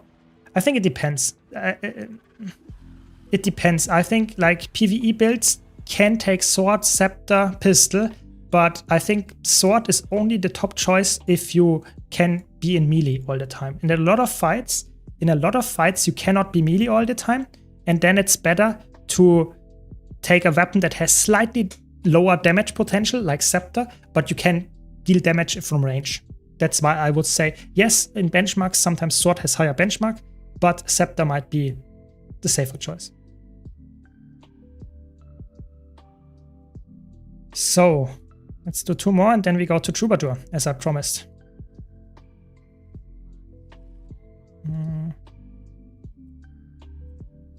But yeah, I really enjoy Gale Shot. I think in PvE, for me, Gale Shot is one of the ones that I actually really like, just because of its fast-paced, like multi-hits attacks. I think it's really fun. I think it's not for everybody. I know a lot of people that just don't want to have a very fast-paced rotation like Gale Shot one, because it's just sometimes too hard to execute. And I think that's completely fine. And this is then not the elite spec for you, because I really think that Gale Shot can only be played to a high level if you do those fast-paced rotation. You cannot like play a low-intensity Gale Shot without pressing at least like 4 buttons or 5 buttons in a rather quick succession. So, but yeah, I will try to come up with low-intensity builds if I have not done so already on my YouTube channel for all the new elite specs. So stay tuned for that as well. But I think it's very interesting to see how new builds develop. I was so surprised when this low-intensity Paragon build like evolved, because it's such a fun build. Like you press 3 buttons, reach 36k DPS, and I was even top DPS in this strike mission run that I did with this build. So you can play a low intensity build, and because of the low intensity, you will get top DPS and you don't care about mechanics. It's so crazy. And I think that's the beauty of Guild Wars 2. It really is. Any opinion on Untamed currently and weapon recommendation? I think Untamed is always underrated. In competitive modes, you play like a Spear Untamed or a Hammer Untamed. It's really, really good. And in PvE, I would like recommend playing like the classical Power Untamed that you played for the last, I would say, 1.5 years, something like that. And it's really, really good. You just play, if you want to be defensive with maces, if you want to be offensive, you play with a spear and like a sword axe or something like that. And it's just really, really good. Really nice damage output, really consistent, surprisingly easy to perform on, really defensive. I don't know why more people play it. I think Untamed is like, it's just like the mystery of why people just don't play a lot of Untamed. I really like, I'm not sure. I'm not so sure. It's a really, really good build. Maybe it's too convoluted. Maybe there are too many buttons that you could press. You don't have to, but you could. Maybe that's it. I don't know. I really don't. What Visions of Eternity specs are potentially meta in World vs. World? I would say Troubadour, there are a lot of good ones, I have to be honest. Like Troubadour is good for support, like Paragon is good for support. What else do we have that is good? Luminary is good, Amalgam is good, even Conduit is good. Like I probably should do it the other way around and should tell you which spec is not good in World vs. World. And right now, I would say that's Antiquary for Zerg play at least. All the others seem to be surprisingly good. Yeah, there is probably not a single exception. I think with the big butt of Antiquary, every other elite spec is good. It really is. How's Soul Beast in comparison? I think Soul Beast and Untamed are very close together in most situations in PvE.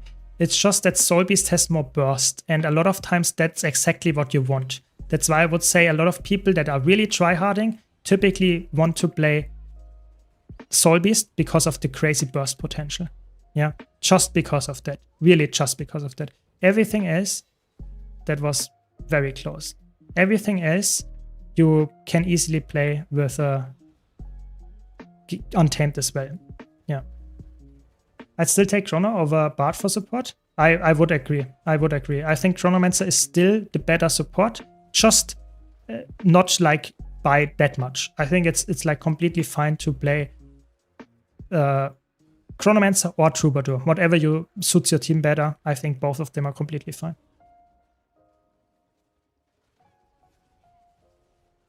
What about solo roaming? I think it's for roaming, it's like really hard to justify saying one build is way better than another one. Why is that? Because in my opinion, it's what can I say? Roaming is always more like a rock, paper, scissors than it is like one build that is the best. Yeah. So what do I mean by that? So if you play, for example, a build that has very good range damage, you might completely destroy a melee build because you can just kite them and win. However, as soon as you encounter a build that has a lot of reflect uptime, like for example a catalyst or something, you might be completely like destroyed by this build. However, the melee build might destroy the catalyst all the time. So it's more like a rock, paper, scissors scenario where the rock destroys like the scissors and the paper like gets destroyed by the scissors, something like that. So this is a little bit weird to explain, but I think roaming is really hard to say this is currently the best build because it always heavily depends on what you encounter in the current situation of the roaming. Hope that makes sense. I hope I explained that somewhat well enough. But that's why I am really careful to make a statement there and say this is the build that you have to play in roaming because it's really, really situational. Yeah. Welcome, Loco. Welcome, welcome. And welcome, Sai. Welcome, welcome. Nice. A lot of CC here. What do you think about Dragon Hunter in its current state? I think Dragon Hunter is a spec that people always underestimate. Like, straight up underestimate in all game modes. Why is that? I don't know. I think it works in all game modes very, very well. I don't know why people think that Dragon Hunter in PvP, World versus World, or even PvE is weak. I really don't think so. I think it's one of the best specs all around. If you want to play one spec that always fills somewhat similar roles of being a DPS-y spec that has some bruisery things attached to it, I think Dragon Hunter is good. I think it might not be like as much damage as, for example, other specs that we currently have, but they will get nerfed. Don't worry about it. They will get nerfed. So, yeah, I really suspect that Dragon Hunter will stay meta, for example, in Fractals for a long time. It's just such a good pick there. High burst damage, good defenses. It's just really good. It really is. If I'm looking for a range spec with Smop for melee, what's the best spec to try? I mean, what I'm currently playing is like, you can play that exactly like you want it to be, like some kind of like melee weapon choices, but like long range with the Cyclone Bow, so Gale Shot can actually have that. And what else? There are so many specs that you can easily play with a ranged weapon and a melee weapon. For example, Virtuoso, Power Virtuoso, you can play with a dagger sword and with a spear, and you have exactly the same setup. You have range and melee damage. I think every single class can be played as that. There are some builds that actually have the meta build like that. There are some builds that can slot another weapon in that will be exactly filling that role. So tell me the class and I will tell you which build you can play then. That's more like it, I would say. What's the best one to try is really hard because, like I always mention, best is very hard to say this is straight up the best one. Because I think best implies that you are the best at everything. But I think in Guild Wars 2, a lot of builds, especially DPS builds, they are the best at X, and this build is the best at Y. So there is almost never a build that is the best across the board. There are some builds that are good generally, there are some builds that are really good at a specific niche, but I think it's very hard to come up with a build that works perfectly in every situation. There's always something that is a little bit better in a specific situation than your general best build, I would say. I mainly play solo, and when doing group content, it's mostly things like convergences and things like that. Anyways, currently running Berserker stats, but trouble keeping Might at 25 stacks. Do you think it's worth switching to Diviners? Or would it be the same DPS in the end? I think it's, for most situations, I think it's better to stay with Berserkers, because if you have trouble keeping the Might up, I think it's oftentimes a little bit safer to slot in like a trade or something that increases your Might generation, rather than increasing the boon duration that you have. That's at least my opinion. I think if you are playing only solo, like absolutely only solo, then yes, then you could go for some more, maybe not Diviner, maybe Commander's pieces. If you're playing solo, I think I like Commander's pieces a bit more. because they give you some defensive stats on top of that. But that is just my preference. I think in a lot of situations, it's better to be like full berserker and slot in like a trade or something to improve the might uptime. That is just my opinion there. It's crazy, I didn't get any circle yet. Very interesting.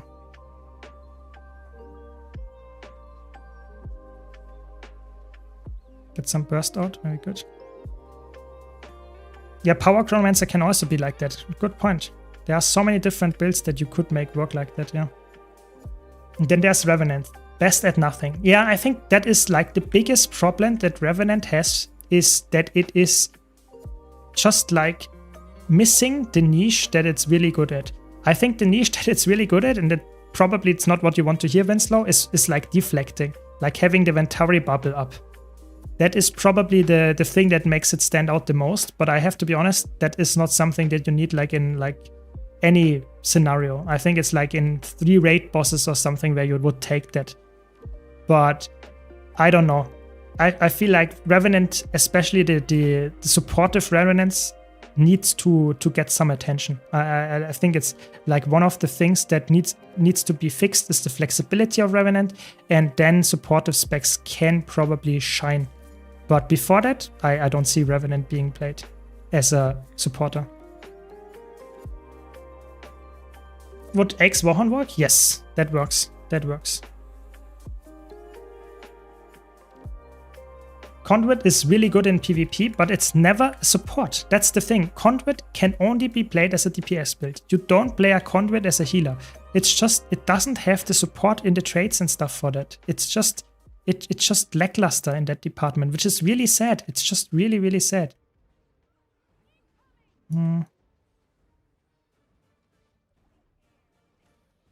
Get some damage out, nice. For homestead farming, I guess that's good, yeah. I guess there it is good, yeah. It would have never been thought of deflect being the best part about Revenant, but yeah, true, check of all trades, master of none. Yeah, it's a little bit sad. I'm one of my favorite classes overall is Revenant. I really think so. But I just don't play it that often. I just don't, because oftentimes I'm the guy that plays support, that plays something that is like flexible to fill roles in my pack groups, that the holes are just pulling, like created out of nowhere. Some kind of like support is missing, some kind of utility slot is missing or whatever. People don't do it, and Revenant is oftentimes just not able to fill it, and that's the problem. That's why I don't play it that often, even though I really enjoy the spec.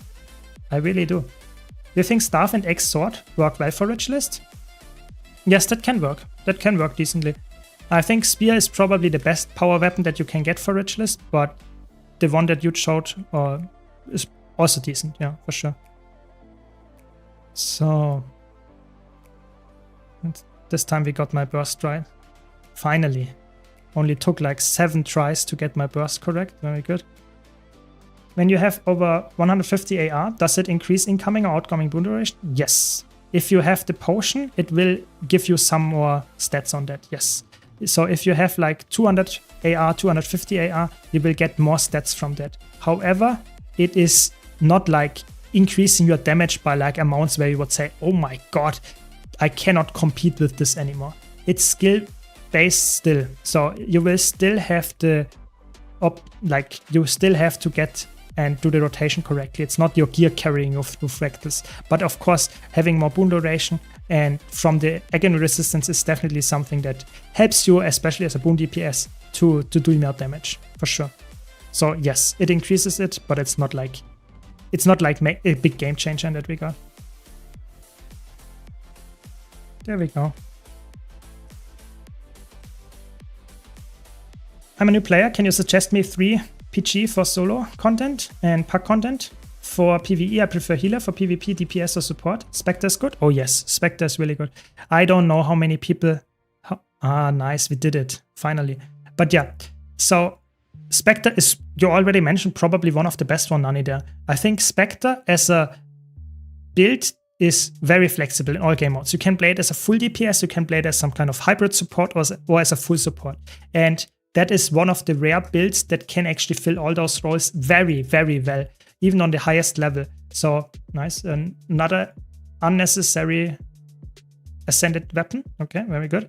But yeah, so Spectre, very good choice there. And it is also very good in the current meta in PvE specifically. And especially when there will be nerfs to some of the specs that are a little bit overperforming right now. Let's leave it as that. Then I will expect Spectre to be one of the top DPS picks as well again. So someone in the chat wanted to see some Troubadour. So we will play some Troubadour. And we will also play some Troubadour DPS. So for now we will stick with support first, and then we will go to Troubadour's DPS. Have to see what the best combo there for that is. Probably like Spear, and what would be the other weapon? Probably Spear, maybe Sword Shield or something like that. For a little bit of mobility and defenses, I guess. Wait, what? Spectre is really good and fun. Yes. I will cook up some power build for Troubadour. I just want to showcase the support build first because someone in chat asked, is that even viable? Can you play that? And you can. You really can. What is going on? Seems to be lagging here. Is it? It's not my connection, is it? Or is it just like some kind of like weird? Okay, I guess it's like, okay. It's not my internet connection. You know, that's always my first thought. If something is anything is like weird, it's probably my internet connection. But this seems to be like server side or something. They have some issues, I guess. Yeah, that's crazy. Okay, I mean, then we will just cook the build like right now, I guess. So, already have a set label test. Sounds good. Test set, very good. I wanted to go for like I said, Spear and Sword Shield. Exactly. Yeah, it's really weird. Yeah. When Vitality outperforms Toughness. Okay, that's a really cool, interesting question. Yeah. I really agree with you, Quaff, by the way. I think the new elite specs give way more content than any like piece of instance content or open world map would ever give me. Like giving me like 9 new elite specs, I will be happy for the next year. Giving me a new map, I will be done within 2 weeks. So it's way better having elite specs. But yeah, Vitality. So before we go and cook the build, that's a really important question that we got here from the YouTube chat. When does Vitality outperform condition or Toughness? So Vitality increases your maximum health. This will effectively increase your hits that you need until you die, from direct damage or from damage over time. However, damage over time will be ticking with the same speed, so to say. So if you have 1 stack of burning that lasts forever, you will need double the amount of time to die if you have double the amount of health. If you get more toughness, you will not increase your HP here, but you will increase your, so to say, effective HP by getting more value, or like the enemy will hit you for less amount. So if I have no toughness, or like 1000 toughness, that is the minimum that you can have, I might get hit for 10k. If I have 300 more toughness, I might only get hit for 7k with the same attack. So toughness increases, so to say, the damage that you take from direct damage. So both of them have their value. Of course, if you want to be as tanky as possible, you want to go for as much tankiness with toughness and vitality as possible. But vitality is better against damage over time, so condis, because you increase your health pool, whereas toughness is completely ignored by conditioned damage. And vitality is worse, in my opinion, against power damage, instant damage strikes. However, toughness has another benefit that if you heal, if this healing skill heals me for 5.5k and I have 25k health, this is 20%. If I increase my toughness, that means that my healing skill will still heal me for 5.5k, but my health pool is only 15k. So that means it heals me now instead of 20%, it heals me 33% of my health. Even though I have somewhat similar effective health because my toughness is higher. if I have enough condition cleanses to deal with the damage over time effects. So both of them have their value. It depends heavily on the build when one is better. That is the TLDR. Hope that makes sense.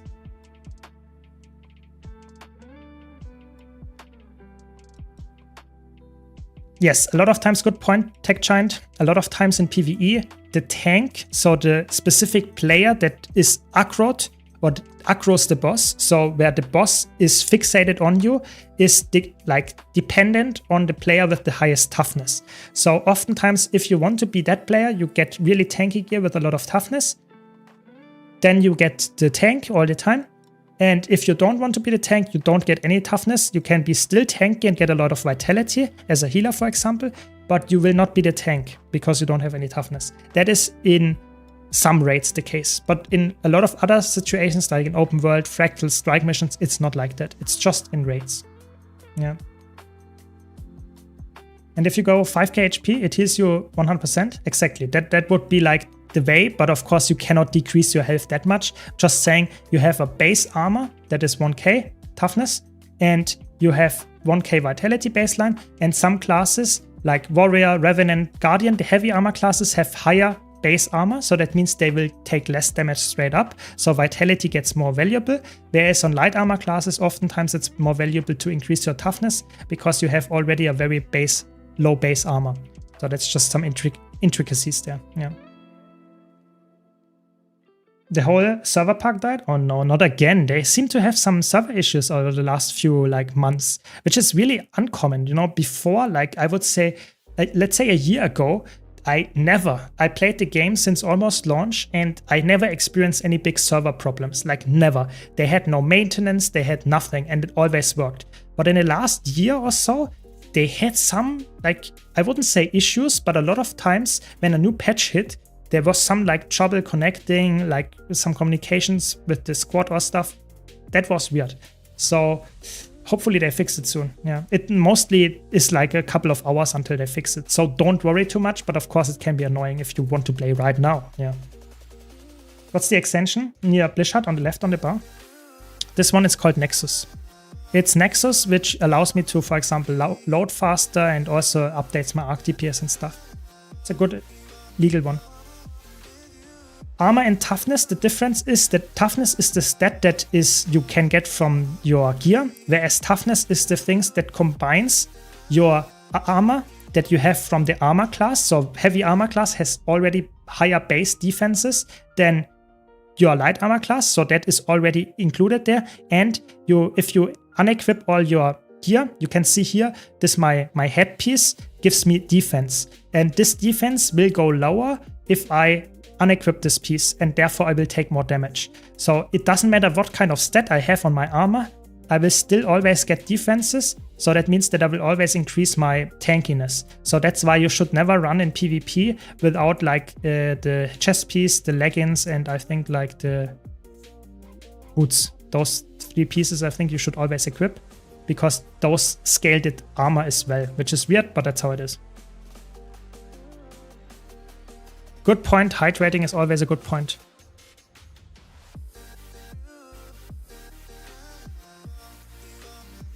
Thanks for reminding me, Patricia. Always appreciate it. Would the Demolisher build for Ritualist you posted for PvP work on roaming? Yes, it would. Very much so. Demolisher on Necromancer is always a good choice because Necromancer has Life Shroud and you have a second life. And if you have some toughness, you increase your life outside of the shroud as well. If you take more vitality, you scale up your shroud, so you can take both of them. Marauder, Demolisher both work well, but as Necromancer is the same as Mesmer and Elementalist, you have a low base armor, so that means that getting a bit more toughness is more valuable on those classes. Hope that makes sense. Yeah. Welcome, Georgos. Welcome. So I hope you understood what I had to tell you about toughness and vitality there. So I wanted to theory craft a power-based Troubadour build. So I will just go for Berserker Amulet, Energy Cleansing Sigil, for just obvious reasons. It's just really, really good in competitive modes. And we want to go Troubadour. And then we go the power traits.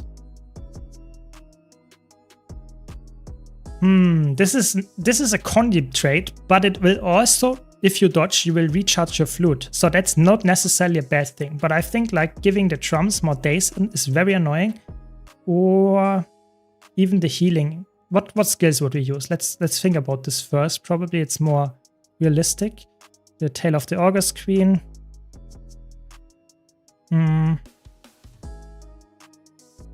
So stun break and stability is not bad. It's not bad for sure. I guess we would play something like in this line, like very aggressive setup, I guess. Very aggressive setup, to be honest. Yeah, let's leave it like that. Then we don't have like that many tails, so I think this is not that worth it. It's better to run the Syncopate, I guess. My Necromancer screen? I have no clue. That's just how they designed it. I don't know. No one mentioned how busted Gale Shot, Bow 5, unblockable 1200 range, that does 5.8k with no preparation or prerequirements. Yes, and it's also, if you're in stealth, it's undodgeable. Like, that's why you have on a typical Gale Shot build, you have like 2 to 3 different skills that apply stealth to you, because the 5 skill in your bow is almost like there's nothing, no tell. So that means that if they are stealthed and you know they have their 5 skill up, you just have to randomly dodge to avoid it. You have no tell. And if you don't dodge it, it's unblockable 1200 range and will deal like, let's say 5 to 8k damage. It's crazy. It's really, really good. Yeah. I don't know. I hope they will balance that. I mean, if you like to share the build, sure. I mean, we can also think about it, but quickness is good here, to be honest. But you will always take this one. It's just too good. And I guess we take that one. It's just too good as well. Those traits are just too good. And yeah, we will see. Yeah, I think the counterplay is a big problem.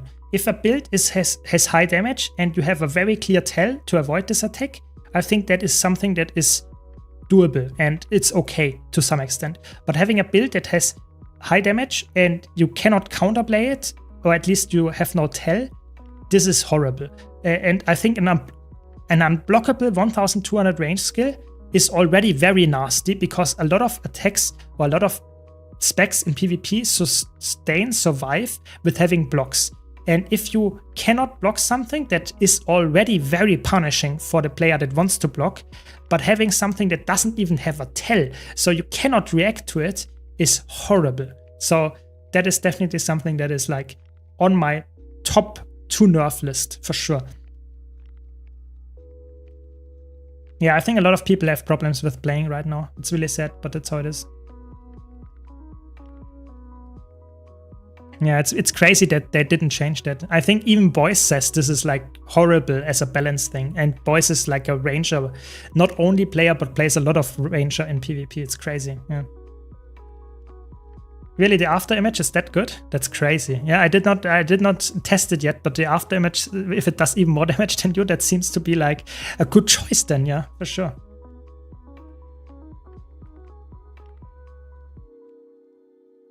Yeah, I think the game has some problems with like connection. Like I think they have some internal server issues. I mean, we could go dueling for some nice Fury uptime. That's obviously good. Fury is a good trade. Could go full aggressive, like full aggressive here. I'm not sure if that's the way to do it though. I'm not sure.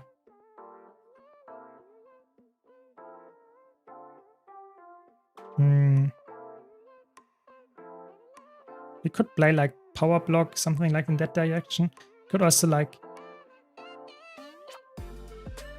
This can also be very annoying. This is surprisingly good trade.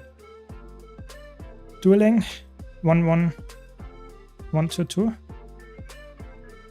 Really? Also you play a Condi build. Combination of 3-1-2. Okay. I don't know. I think the problem is that I see with like taking this trade over this. Yeah, I guess you're right. You have only this one. Yeah, maybe. I guess. We can try your build. We can try your build and see how it goes. I'm not sure how well it works, to be honest, but we will have to see. This is a really good one. You really want to have this trade. This is okay. Yeah, let's leave it like that. Illusion buffs after image. Ooh, that's actually crazy, yeah? But if that would be then the way to go here, wouldn't it? If your illusion buffs also goes to the after image, then you would take this, because 15% more damage seems to be like insane. Yeah. Maybe it's server maintenance, maybe, yeah, maybe. I was wondering, is Inferno Power Tempest still good? Oh yes, it is. It is. It is very good, yeah. Yeah, there are a lot of like connection problems right now, so you're not the only one, yeah. We are testing a power-based troubadour. That's the idea here. Is Greatsword still viable? Yes, it is. No, I would say it's not a streamer privilege. I think I just were lucky enough to be locked in when this like all happened. I might connect as soon as I switch map, might disconnect as soon as I switch maps. Could happen. You know, I have no privilege here. No, not at all. I don't have a core Mesmer build. I think core Mesmer is like, you can play it during leveling and stuff like that. As soon as you reach level 80, you should, if you have an expansion, go for any elite spec. But I would like say, if you don't have any expansion yet, play the game, try to have fun, test out some stuff. But the real game begins if you get the first elite spec. Mesmer especially is like, core Mesmer is like, say, bottom. And as soon as you get an elite spec, you get like worlds. Yeah, it's crazy how much it buffs it. Yeah, there are a lot of problems with the connection, apparently. A lot of people have that. A lot of people are suffering. You know, I'm scared to queue up or switch maps or anything, because like as soon as I do that, I might DC and then it's like over. And I cannot log big in, so I'm better staying in Heart of the Mist and talking about some builds. Yeah. Yes, more tier lists upcoming. Like, I try to get more builds for all the No Visions of Eternity builds up, like DPS builds, like solo builds, low intensity builds, all of that good stuff, and PvP builds, yeah. And while I do that, I will also try to analyze the meta and do tier lists, and I will try to do at least one tier list per week. So don't worry, more tier lists coming up, and hopefully you enjoy that. Check out my YouTube channel if you haven't already. A lot of stuff coming up there as well, yeah.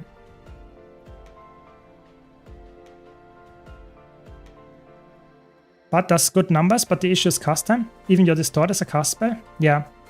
I think that's my main issue why I didn't play Virtuoso ever in PvP, like to a higher level, is because I don't like cast times. And I have exactly the same problem with Troubadour.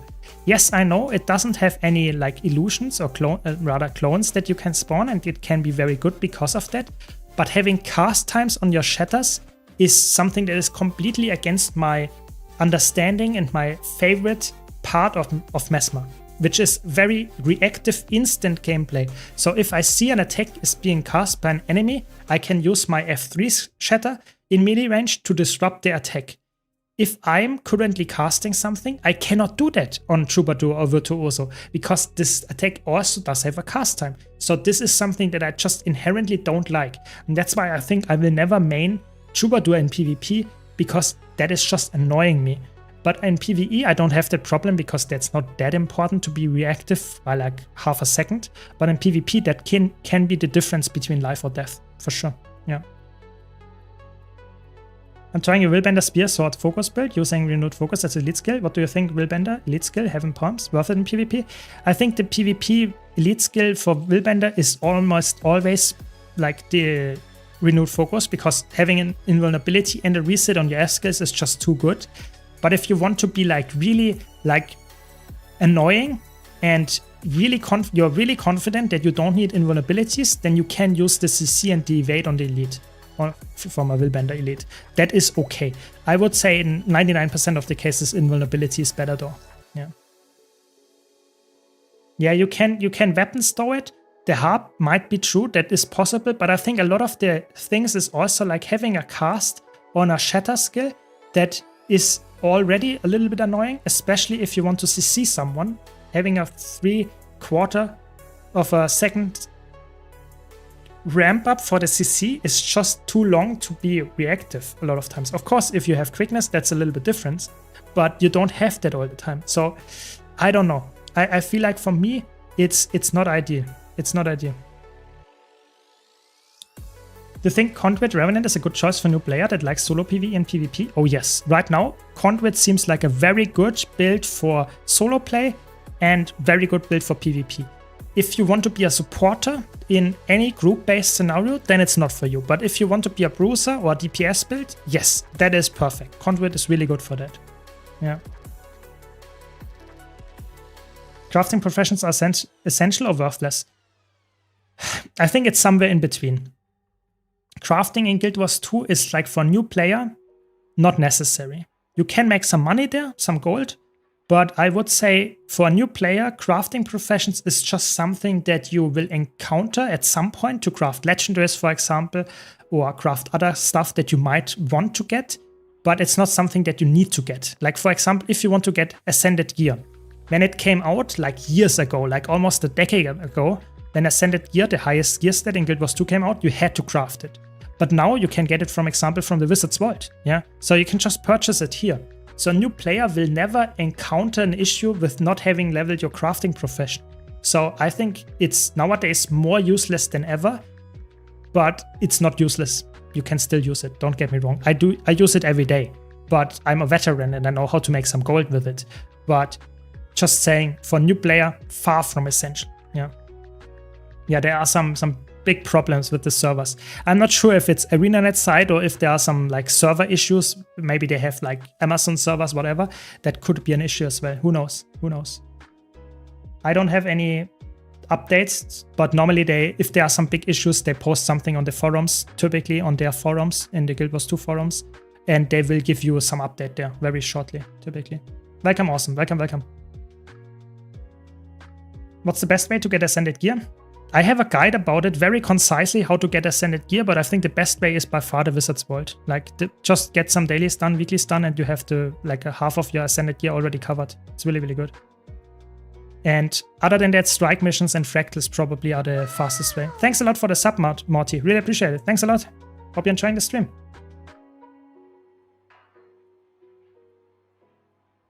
Runes are crafting locked. That is true. That is true. Good point. I'm worrying about data restore, which happened one time. All player lost so many items to restore data about 3 days before.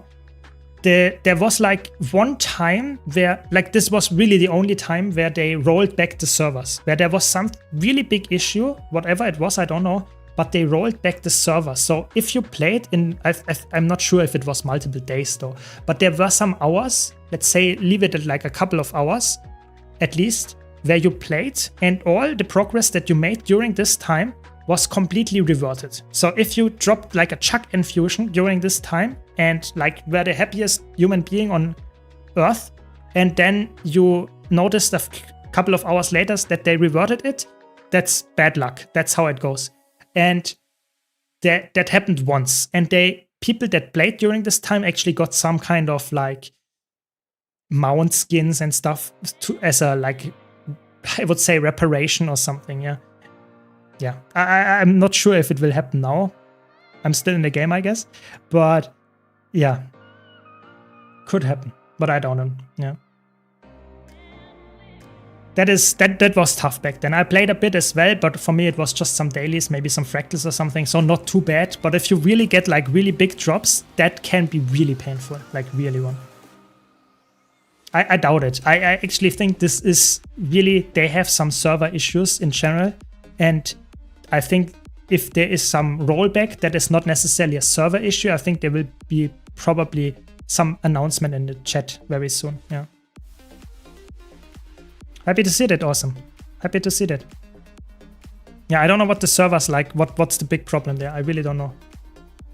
Yeah, I mean, obviously it's not like, not saying that the person that got a Chuck infusion during the hours that got reverted is happy about the mount selection, but I just played my daily and I lost my daily from fractals or whatever and got a free mount skin. I think I was happy, and I think probably a lot of people did not care too much about losing a couple of hours. But if you really got a big drop, I think you can be really pissed then. Yeah, that is true.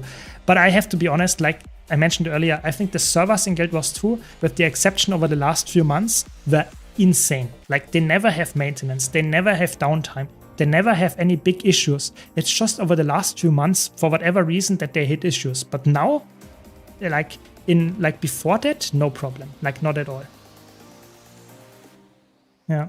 I'm not sure. I'm on EU. I'm not sure if I don't want to swap to NA right now, but maybe someone in chat knows if it's on NA as well. They're investigating. Thanks, Omar, for bringing it up. Yeah, so they are already on it. So they have a post already out. I guess that's all we can get for now. Yeah. And I think I agree with you, Valad. I think a lot of the stuff that I was requesting from third-party websites via the API was not working over the last few days. So they already had some server issues before. Like I was like refreshing stuff and it didn't work at all. So I think they have some back-end issues like over the last few hours, weeks, maybe even since Visions of Eternity launched. Yeah, I agree. Yeah, everything is cooked. Not only EU, apparently. Everyone is cooked. So what do we do? You know, what do we do? Should we try to go for a map queue or maybe a map switch or something? Or should we just stay here until like we get a confirmation, you know? Because if I do anything, I might get like kicked. So, so I'm not sure what we should do here. Is the Star Spear Legendary worth it? I mean, the question is it worth it to you? Yeah, I guess the server, like, look at this, I cannot open like anything. So yeah, the Spear Staff Legendary is like, it has a cool skin. I think that most people would agree that it. No, it's not called like that. How's it called? Bellum? Yeah. This is a good, I think it's a nice skin. But right now it costs like between 5 and 6k gold. And even if you craft it yourself, it costs at least like 3k to 4k gold. So it's a big investment of money, just straight up. I personally think it's a good skin. I will get it very soon as well. I already like save up for it. But I think if you're a new player and you like want to get just the legendary convenience of equipping a legendary weapon, like a spear or like a staff, I think it's better to go any other legendary than this one, because it's like you can get multiple legendaries for this, like multiple. So I think it's only worth if you like a spear and a staff at the same time, then it can be worth it. But before that, yeah. Yes, welcome, Wolf. Yes. When will Faculty List occur for the new specs? Very soon, Hurricane. Very soon. I think this is a really cool spear. I think it's a very interesting decision of ArenaNet to have gone for a spear staff hybrid, because I always suspected that the weapon that they would choose for a legendary weapon would be a staff. The next, like, educated guess would be a sword, because staff and sword are the two weapons that can be used by almost every profession. Staff is not used by engineer, sword is used by every profession. So with the exception of spear, those two are the next best choices. So I was always like guessing for that, but that they make a hybrid between a spear and a staff, I did not like see coming. So that is quite nice. And that it's that expensive is a little bit sad, but I think it makes sense because they really want to not necessarily. Why is it so expensive? Because you need a lot. Let me show that. A lot of those amalgamated draconic lodestones, and those are a weird thing because they typically only drop, from example, from Drakkar and some kind of Icebrood Saga content, typically. And you can also craft them, and that's the important part, and I think that's why they did it. You can craft them in the Mystic Forge using lodestones. And the lodestones, especially some of them, were like going down and decreasing in price over the last years. So they were completely worthless for some of them, with the exception of Charged and Onyx. And now they actually go back up in price because you can actually craft the draconic lodestones out of those. So I think that's some kind of balancing of the economy to not always make items that are completely useless stay useless, but make them actually used again. I think that is the idea. That's why it's so expensive. Yeah. It could be like land tridents. It could be. Yeah. I think there will be some nerfs coming, probably like on next Tuesday. So we have like 6 more days, I would expect. Yeah. Do you think the next weapon will be combined one? I think the next weapon might not be a combined one. I think they said in the announcement of Visions of Eternity that we will get 1 accessory, 1 ring, 1 aqua breeder, and 2 or 3 weapons. So they were not specific about if it's 2 or 3. What does that mean? That means to me that they are unsure how to count this Staff Spear hybrid. So in either case, if you count it as 1 or 2, I think there will be 1 weapon coming that is not hybrid. That is what I would guess. So I guess that we will get 1 more normal weapon. Probably, in my opinion, a sword. That is my guess. Just my guess there. Yeah. Yes, you can stat select those. I think Spectre or Conduit. I think Spectre is more flexible in all game modes. If you want to play a support, Spectre is better. If you want to play a hybrid, Spectre is better. But if you want to be solo, specifically solo, I think Conduit is better. Conduit has a really good solo build. Conduit has a really good DPS build for competitive modes. Even for PvE, it's a really good DPS build. I think Conduit is, like, for a solo player, typically the better choice. As soon as you play group content, I think Spectre becomes more better, I would say, generally. Yeah. How good is it making alt characters? Do you have any tips starting an alt? I would say for a new player, it's not that important. Just if you like to try out different classes, different specs, then go for it. But I think for a new player, that's the only intention. I think you should not force it if you don't want it. I have over 70 characters. I don't care. I played it for, and you can see it here as well on this character. I use it for storage mostly. But for a new player, it's not that important. Yeah. Yeah, it's definitely, the lodestones are quite annoying. I agree. The lodestones are quite annoying to forge, but I think it's a better way to making them useful as just ignoring them, like straight up. Yeah.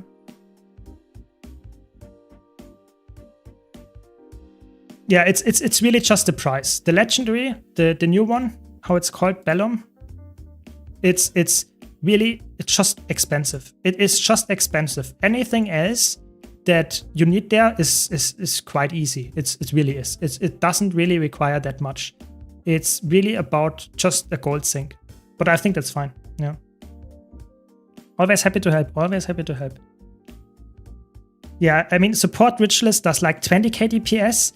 Quickness DPS Ritualist does like 52k DPS, and a full power DPS Ritualist does like 54k DPS. So it's really, really, really good, and they will nerf it. Like I said, I think they will nerf all the damage numbers across the board from all elite specs that got out with the Visions of Eternity expansion, with like the exception probably of Troubadour, probably Gale Shot, maybe, and maybe Amalgam, maybe. But I would say the only one that is really safe in terms of numbers is probably Troubadour. All the others might get some kind of hammer. And the ones that are guaranteed to get a hammer are Antiquary, Evoker, and probably Luminary. But I think Paragon, I forgot, Paragon will also not get a nerf. Paragon, DPS Paragon should get a buff, but that's about it. Yeah. Yeah, the heal Ritualist build is really fun. It's a really cool one. Yeah.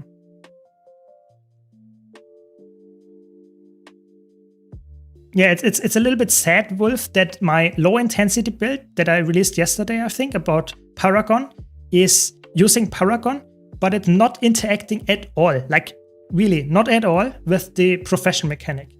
But that's like, the problem is a low intensity build is meant to be played by people that don't want to play and press a lot of buttons. And what does that mean? Typically, you cut down the skills that are not weapon skills. And a profession that doesn't provide new weapons is typically the new elite specs are all of them. So it makes sense to cut down those for low intensity build.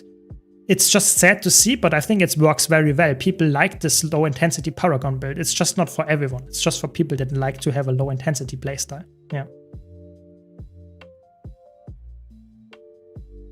Yeah, I mean, I think Amalgam in competitive, especially World versus World, seems to be very, very good damage. I think that will get nerfed. But in PvE talking, I think it is one of those specs that is like borderline okay. It doesn't have like a 60k benchmark. Yeah, and it's also not like as much better as a Scrapper, for example. But I think Amalgam will also get nerfs. Like I said, I think the only ones that will not get nerfs, at least in my opinion, seem to be Troubadour and seem to be a Paragon, like for now, yeah.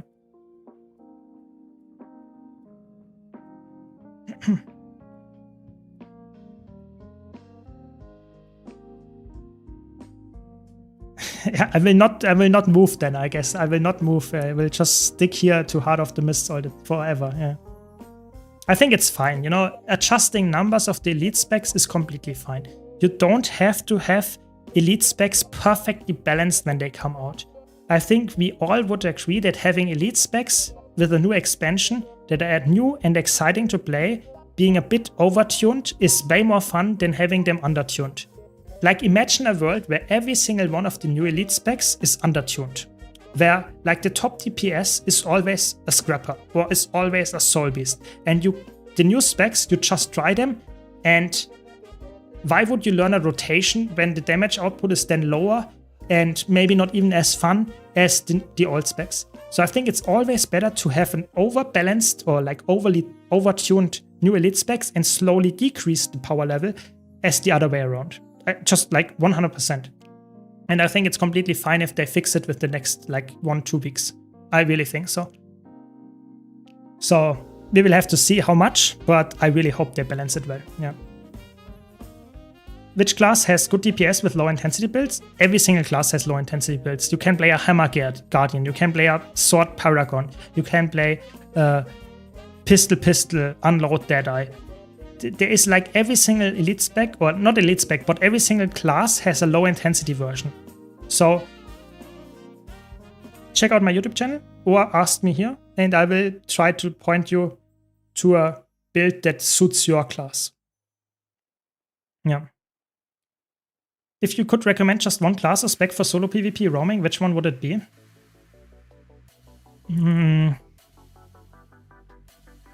It's hard to say. Because of the current balance, I would say Evoker is a really good pick for that. But if I would like choose like a balance class, when I like have in my mind how they nerf it down, I would expect like a class that is like, for example,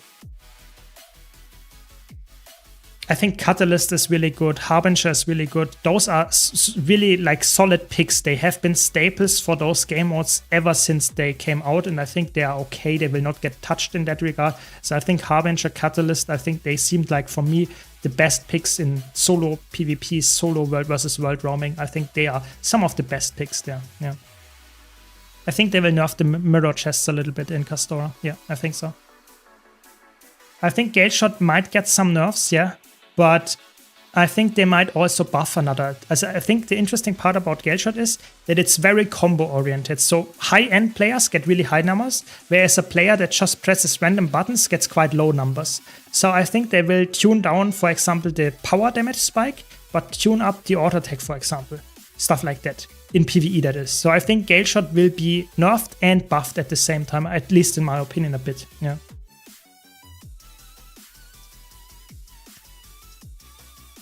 I was just expecting more from Paragon spec, as Warrior is still in a strange spot. Yeah, I think like a lot of people expected that Paragon will be a spec that solves all the issues of Warrior, but I think that was a little bit naive. I think Warrior has a lot of issues, that the core traits are very good and the elite spec traits are somewhat often lackluster and forced, like for example Bladezone, Spellbreaker. They force Warrior in a power direction, straight up. You have almost no choices in the traits. And I think that's a big problem. The niche of Warrior is like already defined by the elite spec that you choose. If you go for a Chronomancer, you can play a Chronomancer as a full support, as a hybrid support. You can play Alacrity or Quickness. You can play full power Chronomancer, full Condi Chronomancer. There's like so many choices. When you play a Bladezone, you have the choice between a full DPS Bladezone or a full aggressively electric DPS. That's it. You could also play a heal Bladezone, but come on, that's more like a meme. So I think Warrior is in a very weird spot. And Paragon didn't solve that issue. It's still a fun class, don't get me wrong. I think Paragon is probably one of the best elite specs for it, for raw power numbers. But I think it's still not like solved the underlying issue. I really don't think so. Oh no, my map closes in 36 minutes. Not good. What about a class for solo PvE? So for solo PvE, I would say I have a tier list coming up about this where I debate this like for 20 to 30 minutes straight up what's the best solo build. But if you want to play a class that is really good for solo play and PvE group content, I think like almost every single class can fill it. Like choose the class that you like. I have like over 40 solo builds on my YouTube channel and more coming by the week. So just check those out and you will find a really good one. I think nailing it down to one that is the best is really unfair because it's always best at this situation or best at that situation. So it's not the best generally. Sorry, but this is my answer there. Yeah. If there's one build you want to be at the top of the charts, which one would you pick? That is a really tough question for me to answer. I would say for me in PvE, it would be really cool if they would make like 1 month. For example, Soul Beast has top DPS. And the next month, it would be Mirage has top DPS. It's like just adjusting the numbers all the time, every month or so that the flavor of the month is a different elite spec. It's not unplayable Soul Beast anymore. It's just that the last 5% in damage output get tuned down or up all the time so that you have a mix all the time. I don't want to see one class being the top DPS all the time. I think that's boring. I want to have some changes that don't shake up the meta in a way that you have to change your gear all the time. I just want to make it so that sometimes you play a Soul Beast because that's currently the best in-slot DPS build. And the next month, it's a Mirage or it's a Viva. I think that's way more interesting for the tryhard people than having something that is like top DPS for the next 2 years. That's my take, but I think that would be my answer there. Welcome, Akka. Welcome. What do you think is the best class back for World vs. World Solo 1vx? There are so many good ones. There are really so many good ones. Right now, Luminary seems very good. Evoker seems good. Amalgam seems good. There's so many good ones. It's really hard to say what's the best one. I think if you don't have Visions of Eternity, it's probably Catalyst though. Yeah. I got 10 slots on builds. How do I manage to have a lag DPS, a lag heal, quick DPS, quick heal, DPS for every specialization, PvP, World vs. World build? How do you manage? I have 70 characters. That's the solution. I have 70 characters and multiple equipment templates and build templates on them as well. That's how I manage. Yeah. Everyone has issues logging in. That's why I'm not changing map if you're wondering. It's currently the ArenaNet servers are having some problems. The servers are burning, whatever, I don't know. But there are some connection issues and people disconnect all the time. Yeah. What do you think is the best class to play if I want to do is Fractals and Raids? I would say Mesmer is very good and Guardian are really good classes because they can fill so many different roles across Fractals and Raids, across all of them. I think those two are the best ones for now. They are so flexible and can fill everything. So if you want to nail me down on one class, I would say right now it's probably Mesmer. Yeah. Yeah. I think the important part is that I want to have a meta that shifts. From now and then, PvE meta should shift in terms of the DPS numbers. But the important part is I don't want to have gear changes. Yeah, gear changes should only happen with big expansions because a player that invests a lot of time to get ascended gear doesn't want to have to change that gear every month. Yeah, so I think it's more important that you just change the numbers of a build so that, for example, a Soul Beast that does just imaginary number does 45k DPS and next month it does 48k DPS. So for a normal casual player, you will not notice the difference. For a veteran, however, you might say, that's the build that I will play now in Fractals. Yeah, and next month they will nerf it down again, and then Viva has 49k DPS, and all the tryhards are playing Viva then. But the gear for Soul Beast or for Viva did not change. It's just the numbers. I think that creates movement and creates hopefully excitement for new classes without forcing casual players or new players to always change gear. I think those two things have to be considered. Yeah. Yeah, Luminary is not that easy. I agree. Luminary is not the easiest class to play. Yeah. If I wanted to start with a profession and grow from beginner to higher skill level, what would you recommend? I love Scrapper, Amalgam, but the kits are just clunky. To me, I feel useless. I would say probably Necromancer. Necromancer has very easy starting builds. You can play with a Reaper or something. You can be really tanky and can go down to a Harbinger, Scourge, and maybe even Ritualist and have really, really good DPS builds and really, really flexible top meta picks. and start out as a Reaper, which is very easy. So I think it has both what you want. I think that's my tip. I always recommend new players to start with a Necromancer if they like the design of it, because it has very low intensity builds and very high intensity builds. So it covers everything. Yeah. I think the harder the build is played, the bigger the number it does, but for some reason it's the opposite for many builds. Yeah, I think Guild Wars 2 has a lot of balance issues. What do I mean by that? Or not issues, but like underlying design problems, yeah? So for me, a ranged build should always be less DPS than a melee build, because a ranged build gets less punished by being like the boss is moving. And the same goes, for example, that a build that is harder to play, like really hard to play because it's really like high APM, really like rotation like dependent, should have a higher end number than a build that just uses the auto tech. I think that's like everyone would agree that this is some kind of balance that makes sense. But oftentimes you have builds that are very hard to execute, like Weaver or like Condition, like Holosmith. They are very hard to execute, but the end number is somewhat the same or even lower than other specs that are easier to execute. So I think there is an underlying issue there. And the same goes for Condi or Power DPS. I think Condi DPS should have more DPS after a 5-minute fight than a Power DPS, because a Power damage fight or a Power damage build has a high burst typically. So does a lot of damage very upfront. Whereas a Condi build, damage over time build, takes time to ramp up. So I think the end number on the Condi build should be higher if it gets to ramp. So I think that is some balance that is not always like correctly adjusted in Guild Wars 2. I think they should do that. It's not necessarily important for most people, but I think it's still something that I think would be nice to have. Yeah, that's just my take. Maybe you see it completely differently. I just played the game a lot and I think that's a sensible take. Yeah. If you have to choose one spec to represent Guild Wars 2, which spec would you choose? Mesmer or Guardian? Yeah. Yeah. Did you maybe think about it? If we maybe wait for you to get to disconnect so you can reconnect the servers? I mean, we can try, you know, we can try. I'm just holding the servers. I mean, is there someone else in the map? Let's look for it. Maybe someone else is here. It seems very, very like no one is here. It's a rare sight, to be honest, to be in like a PvP or any map and no one is there. It's completely empty. It's good. Maybe they are waiting for me. No, there are some people. There are some people. It's not only me, so it wouldn't help if I disconnect. It wouldn't help.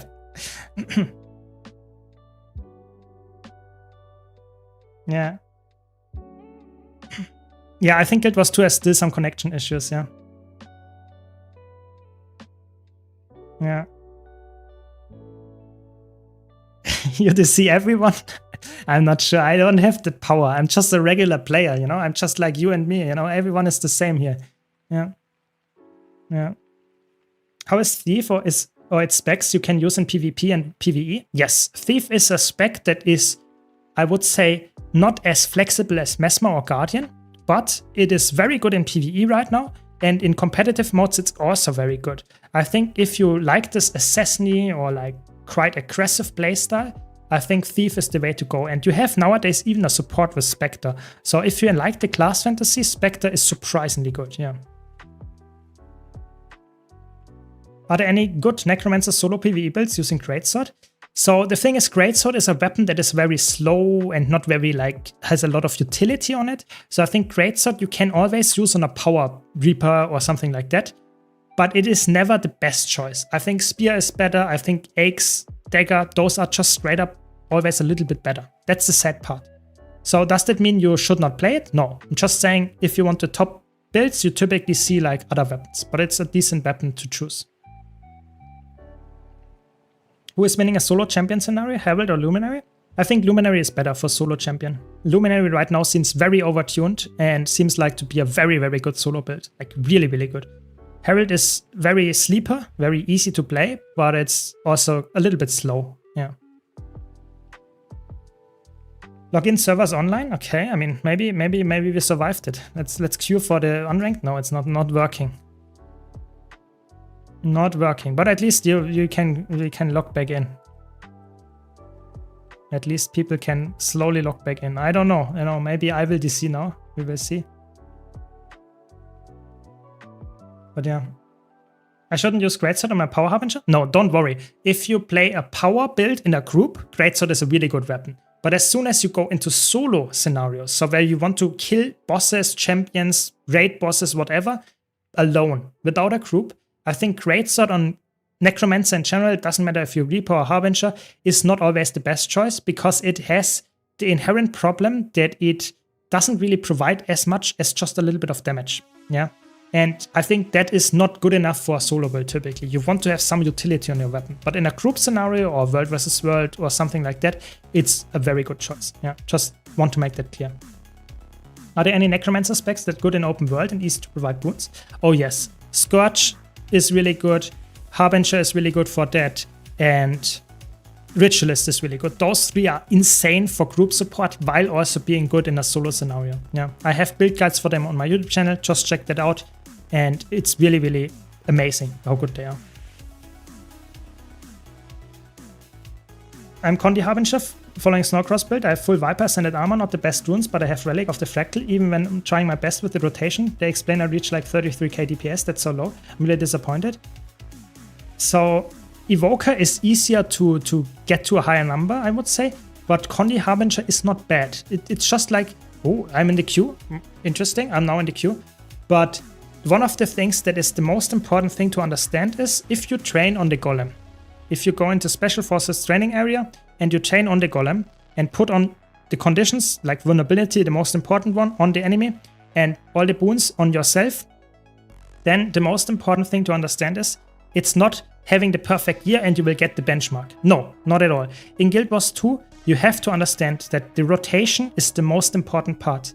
If you have the perfect gear and you do just press random buttons, you will probably not reach 70% of the benchmark. It's really about understanding how the rotation works, what attacks to press at which order, and then you will slowly, if you improve and don't have any downtime, don't cancel attacks and stuff, you go slowly up from 50 to 60 to 70 to 80 to 90% until you reach 100. It takes a while. Even for someone that plays a lot of Guild Wars 2, you will need half an hour to multiple hours until you have the number up to over 80-90%. That is just how it works in Guild Wars 2. Rotations cannot be nailed in the first try. This is too hard. That's not how it works. Yeah. Welcome, Doom. Welcome, welcome. What's your experience with the new specification? Which ones do you think still need some fine-tuning?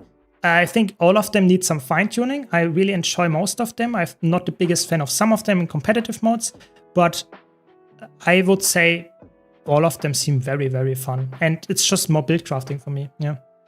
What's the best weapon for PvP Thief? Dagger or Sword Dagger? I think Sword Dagger is better. Sword Dagger seems to be the best choice for most thieves.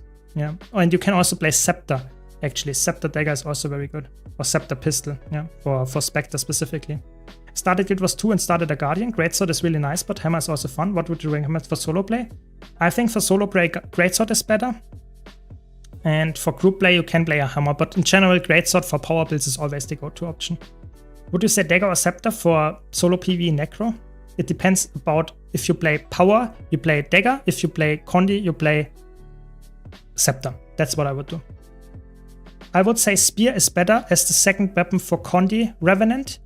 I think Spear has more damage output, but if you don't have access to it, Shortbow is a good alternative. Yeah. Range weapon for Ritualist Reaper? I would say probably Axe, because you play a power build. If you play Ritualist, then you would play with an Axe. Yeah, I would say that's the best choice there.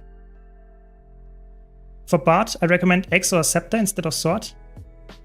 Links for movement speed and a little bit of Condi is negligible, but your shatters still benefits. Make sure you cast all the shatters and then the crescendo again with the lead.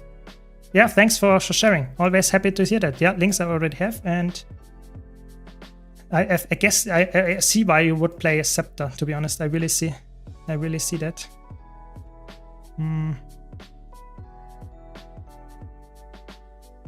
Yeah, I will try this build. Sounds good to me. probably like Firework Relic or something, or maybe even Claw Relic, because we have a lot of like CCing going on. With the Scepter, we could actually also go Defender Relic, to be honest, for get some nice healing. Would be funny, but I guess Claw is the best.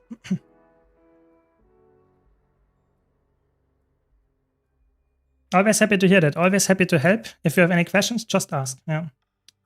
Now I have 200 hours of gameplay on Harbinger. I think I understand the rotation well, but something is wrong. I don't know that. I don't know what. I'll just go Evoker, to be honest. It was to be expected. All new elite specs are so broken that almost all specs look outdated.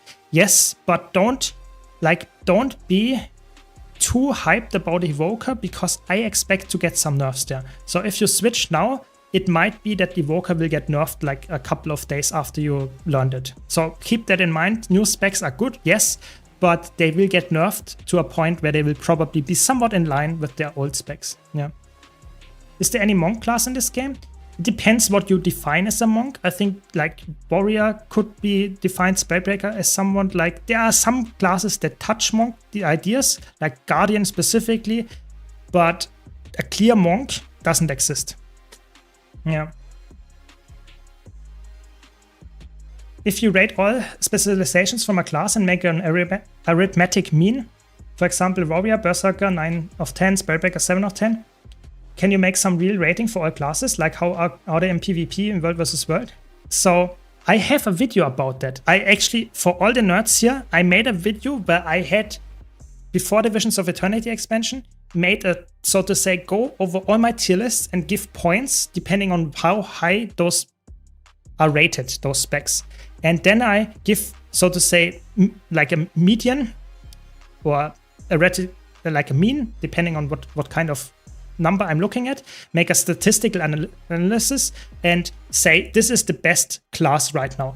And I might do that after Divisions of Eternity tier lists again. So I will do that, but for now, okay. Unable to complete the operation. Okay, good to know. So am I in a ranked arena now? Okay, interesting. Should I play support or the DPS spec? We will see. Do we have a support? I mean, we have a Bunker Scourge, which is not the best choice. Let's play this aggressive one. Let's try it. Yeah, Daredevil could be a monk. True. Welcome, Andreas. Which one of the new elite specs surprised you the most compared to your expectations? I would say Luminary, to be honest. I think Luminaries looked for me a little bit like dull, but I think the loop is so good. It's really fun. Yeah. What classes do you think will see a nerf soon? Luminary, Antiquary in PvE. I would say Evoker, Ritualist, Amalgam in competitive modes or in World vs. World specifically.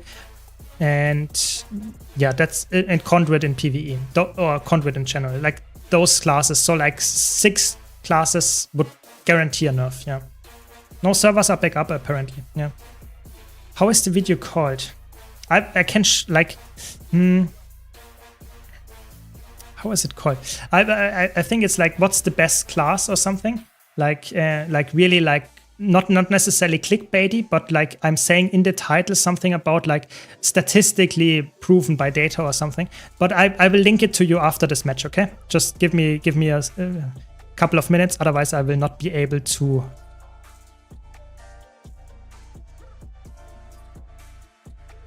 So let's see how this goes. I'm not support troubadour, so if anyone here in chat like sees this, this is not support. I'm playing aggressive.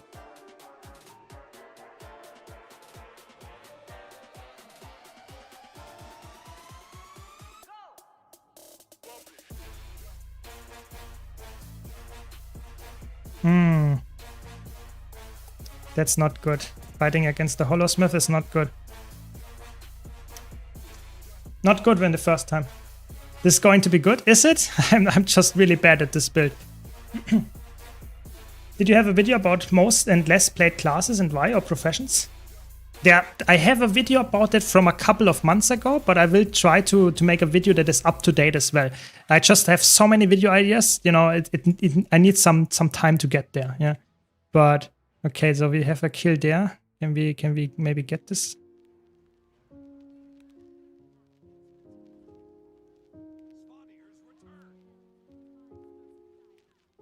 Nice, we got the rest there. Very good.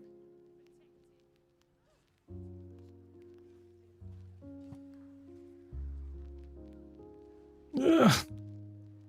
That's crazy damage. I mean, my team got the beast. You know, my team got the beast. That is all that matters. I'm playing so bad right now. I really don't know how to play this build. It's such a crazy cook. I have to be honest. I have to train it way more to understand this, how it works. Okay, we will see. We will see.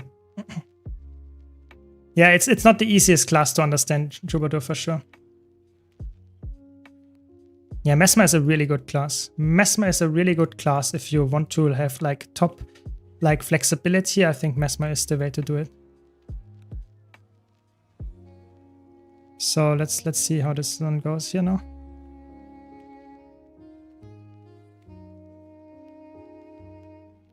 Oh my god. Luminary engage and instantly dead. That's crazy. How much damage was that? Like, what? Okay, with like greatsword engaged with teleport, that's too much to handle for this build. It's so sad. That's why I don't want to play like on stream ranked matches, because it feels like everyone is playing like the absolute busted specs. Everyone is playing Luminary or like top like Holosmith, like Ritualist. You cannot like play a build to test it, because you will always face the top the absolute broken specs. So it's like you will test them against like the insane builds, and some of them will be like looking good, but most of them will not.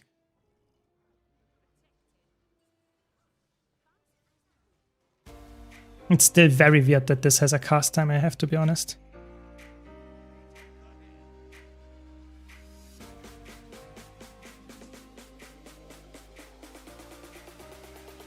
I'm so bad at this build, it's crazy.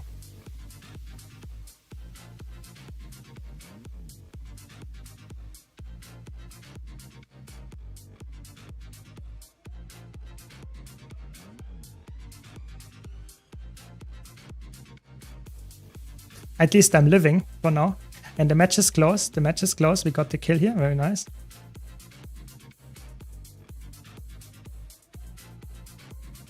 Okay. I will catch up in chat after this, okay? Let me just like concentrate a bit, because I think it's holy shit, the damage.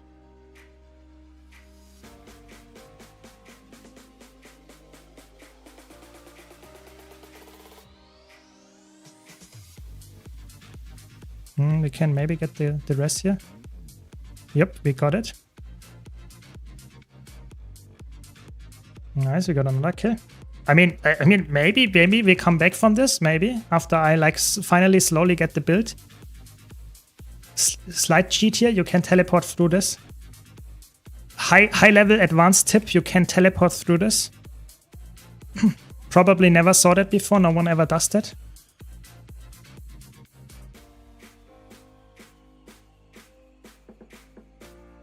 Now you know. Now you know. Some healing out.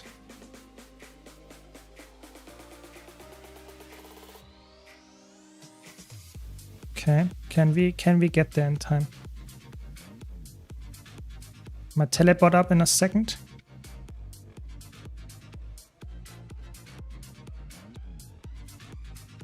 Distortion. Nice, we got the kill, and I thought I could hold the point, but it's okay. It just kept now. Yeah, the damage is surprisingly high, I have to be honest. Surprisingly high damage. Yes, PvP Gale Shot coming up very soon as well. Yes, PvP Gale Shot is surprisingly good. It's high damage from range. You just play marksmanship and skirmishing. Really aggressive. And that's about it. Holy moly, the damage. It's crazy. My shatter damage is like insane.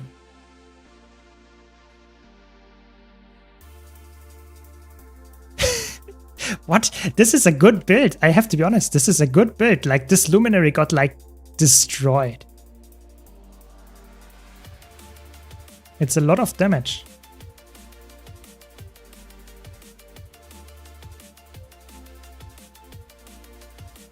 Okay. Yeah, always happy to hear that. If you have any questions, just ask. And other than that, we will just like... I will catch up in chat after this match. So Okay, they got the kill here. Let's get the counter kill here. Nice. What is this damage?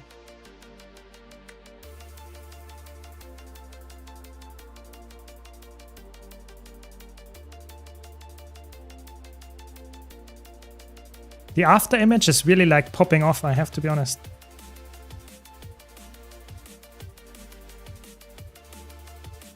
It's popping off for sure. Yeah, the game has still some issues, but the servers are at least a little bit back up. Yes. At least it seems like it.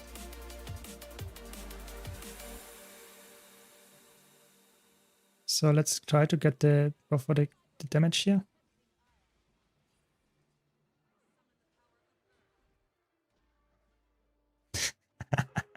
That's good. Good damage.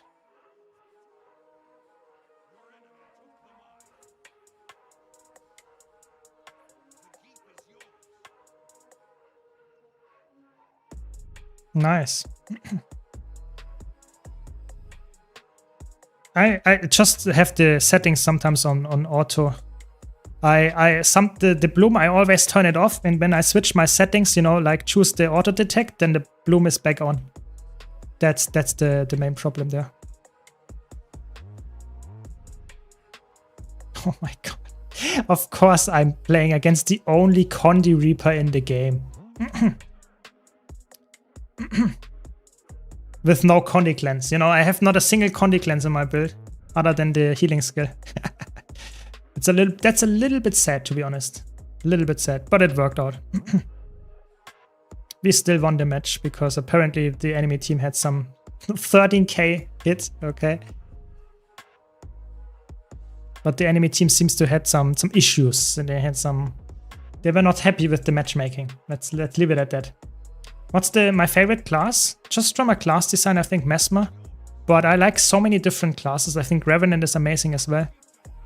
I don't know. I think like multi-classing is why I play the game still to this point. Oh, they got the steal. It's crazy. They got the steal.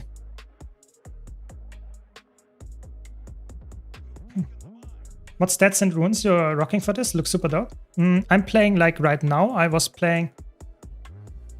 So where am I? Like Platinum 1 right now? Okay, not that bad. Like not that bad. Platinum 1. But yeah, I'm playing with this build. I was playing like Berserker with Relic of the Claw, Lynx rune, like full aggressive setup. Like I have no defensive trait except Love Song. That's it.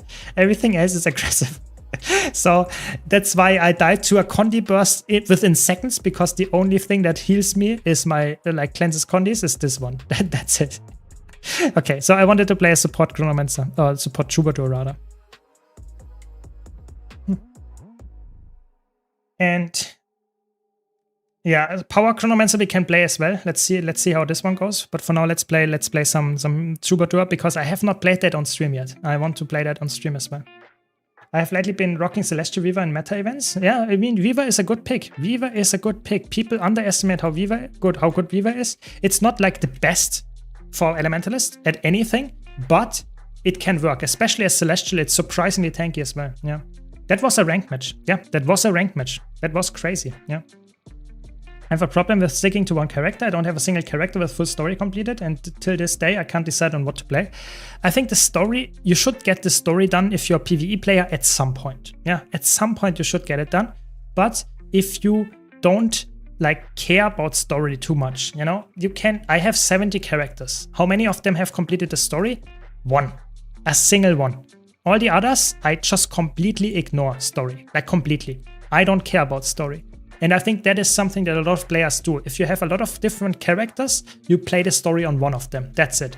And that goes for a lot of map completions and stuff as well. You don't have to have map completions on a lot of characters. You play the characters that you want to play in a specific content. So if you play strike missions, you have Eye of the North on this character. That's it. Or like stuff, or End of Dragons or Aberstone or something. You don't necessarily want to have the whole map completed for that. You don't need that. You can, but you don't need that. You don't have to have the story with one character. I play some with different characters. Exactly. You can have like a character that does the Path of Fire story, and the next character does the Visions of Eternity story. You don't play you have to play it in one character on one go. But the problem is that I think it's easier for a lot of people to stick with one class through the story, because then they at least understand the class. But I don't know, everyone is different. I played it on like probably 3 different characters, the expansion stories, because I always had different characters that I wanted to try out first. Just the main core game story I played on one character and then never again. So it's just like everyone is different. Yeah. Do you think Tempest will get nerfs as well? No, Tempest will be untouched. I think Tempest will be not getting buffs, but it will not get nerfed. I think most of the new specs will get nerfed. I think of the old specs, I don't suspect a lot of different changes. I think maybe like some underperforming ones could get buffs, but I would expect that it's mostly about the new specs that there will be some nerfs to it. Yeah, I would say that. The legendary container are a big reason to do multiple map completions. I wish they gave another way to give Gift of Exploration. Yeah, I think that is like a lot of people hate Gift of Exploration, and the other part of people that don't hate that one hate the Gift of Battle. So the one from World versus World. So in my opinion, it's really hard to find a way that make it like a legendary still feel legendary and not just something that is a gold sink and nothing else. So, but without making it very annoying for some people to get it. So I don't know. I think it's somewhat challenging. It really is. You just boost it to level 80, or how do you level up? You can just use, for example, those Tomes of Knowledge. They'll give you a level, and if you have a lot of those laying around, I have like 10,000 of those laying around. If you have that, you don't have to like level your character manually.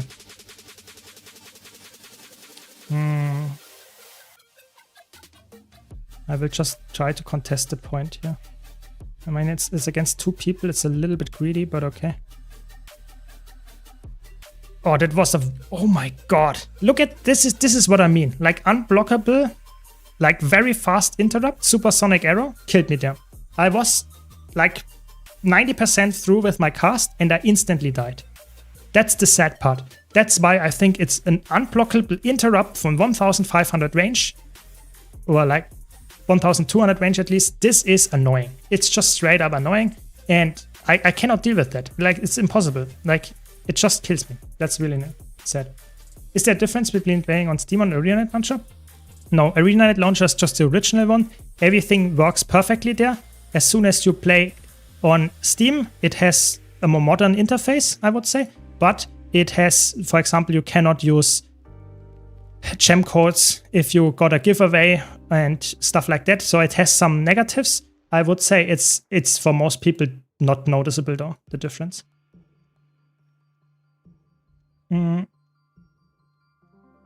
What is an efficient way to get spirit shards? I would say meta events for the most part. Just playing meta events all the time.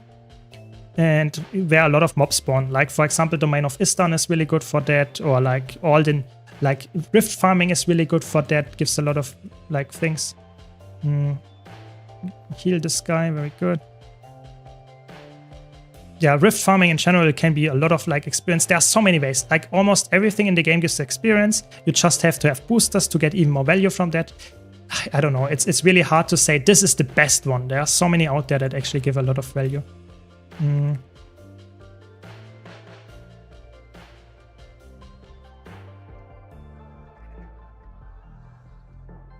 Okay. You have to heal this, my friend here. Okay.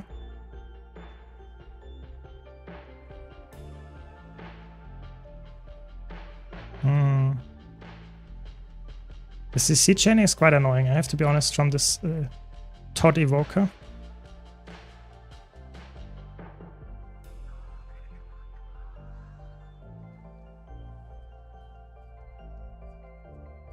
I mean, we could get the kill here, to be honest. We really could.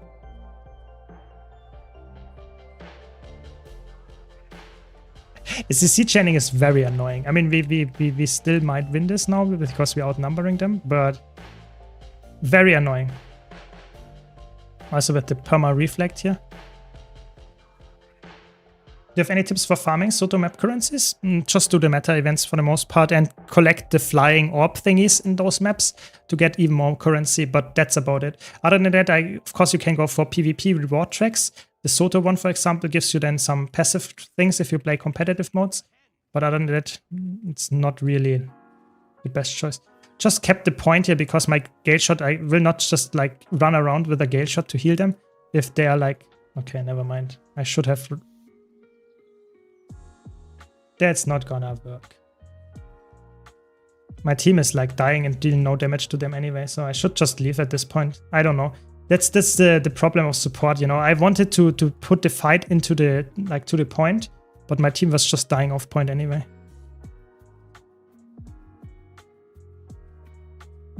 Maybe we can get the kill here. Yeah, we got a kill. Very nice.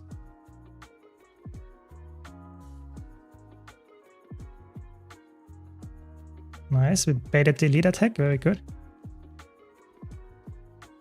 Got at least one kill here. Maybe we share the invulnerability here so we can cleave another people down. Very good, very good. I mean, my team is actually losing the other side of the map now. Not good. Not good. I mean, at least we got this now. If they're on respawn, they will probably push far. That's actually a very interesting match to play support, I have to be honest.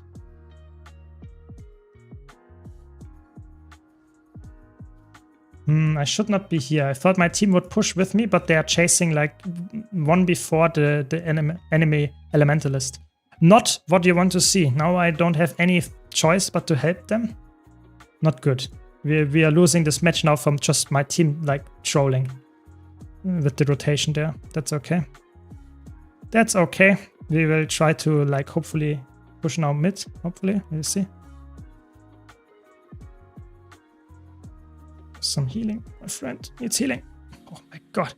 It was too much damage. Cannot get this. At least I will try to get the decap now.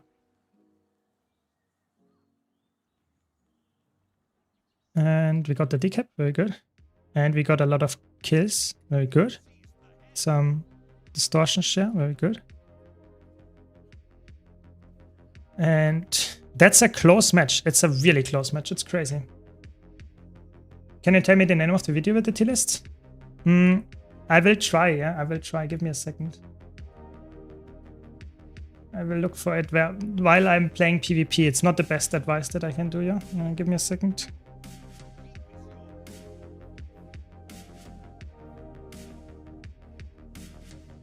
There we go. Here we go. This is the video. This is the video I was talking. I was posting it in the Twitch chat. The best video with like analytics of like statistics, what the best classes are and stuff like that. Not necessarily like a video that tells you what the best class is for you. Just the best class in terms of like raw numbers across all game modes. So take it with a grain of salt. But I mentioned it in the video as well. You will forget this question until then. So if you have any questions and I didn't see it, please just ask it again. I am sorry when I play PvP, I cannot catch all the questions all the time. Just have to concentrate a little bit to not lose the match. But I will catch you up when you just repeat it. I'm sorry. You can wear light armor skins, some of them, but you cannot wear any interrupts. You cannot wear light armor pieces that are only designed for light armor. So there are some exceptions here. So Guardian might not be able to wear some pieces that are just designed for light armor. Yeah. That is how it works. That's how Guild Wars 2 is designed. But a lot of the new skins are designed in a way that you can actually get them for people that are having heavy armor class and light armor class. They all have the skin as well. So a lot of the legendaries, for example, have that. Nowadays. But my team is like 3 people chasing one guy and we are losing here this like 2v4. That's not good. Get some healing out. Some barrier. Nice. Get some heal. Ooh. What's a good solo PvE class for a newcomer to the game? I would say like choose the class that you like the look of. Nice, we invulnerability the supersonic arrow. That's good. I would say choose the class that you like. I have over 40 solo builds at this point on my YouTube channel. Exclamation mark builds in the chat and you will see all of them in a tier list, in like a spreadsheet, and you can check them out there. But it's really important that you choose the class that you like, because there will be a solo build for you that is really, really good. It's really is that easy. Every class has a really good solo build. Every single class. So can we win against the Gale Shot in a 1-on-1? That's the big question here. We will see. Probably not. We are support after all. No, we got a kill. Very nice. Dodge the attack. There we go. So decapping is faster than capping the node. So decapping is oftentimes like if your team is losing and you want to help your team, it's better to just get the decap and get to your team faster than going for a decap and going for the full cap, but your team is losing the other side of the map. So always consider sometimes the speed of capping. Decapping is faster than capping. Yeah. Any classes more so what kind of playstyle are you looking for? Exactly. That's the question to ask. Do you think it's better for beginners to PvP to play bunker builds or go full burst? It's always better to play tankier builds. It's side-noding builds, bruiser builds, it's always a way better choice than going for a very squishy build, because you will just don't know what to dodge and you don't know what killed you and you will not get better that easily. If you play a bruisery build, you will get punished less often, and in the long run probably learn way more from that than if you would say this is the best DPS build right now, I have to play it. It might not be the safest pick for you. I'm not sure if I can hold this node forever. I will just leave for now. I will just leave.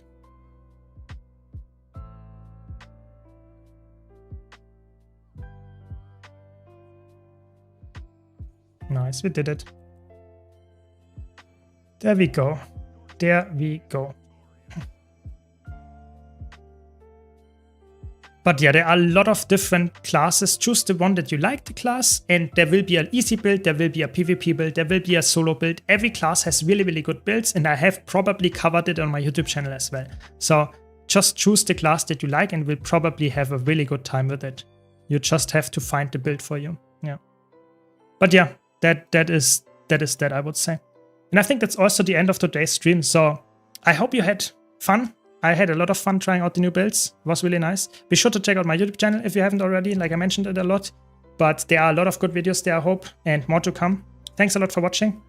And I would say take care and hopefully see you in the next stream as well. Have a nice rest of the week. And yeah, see you around. Thanks for watching. Thank you all.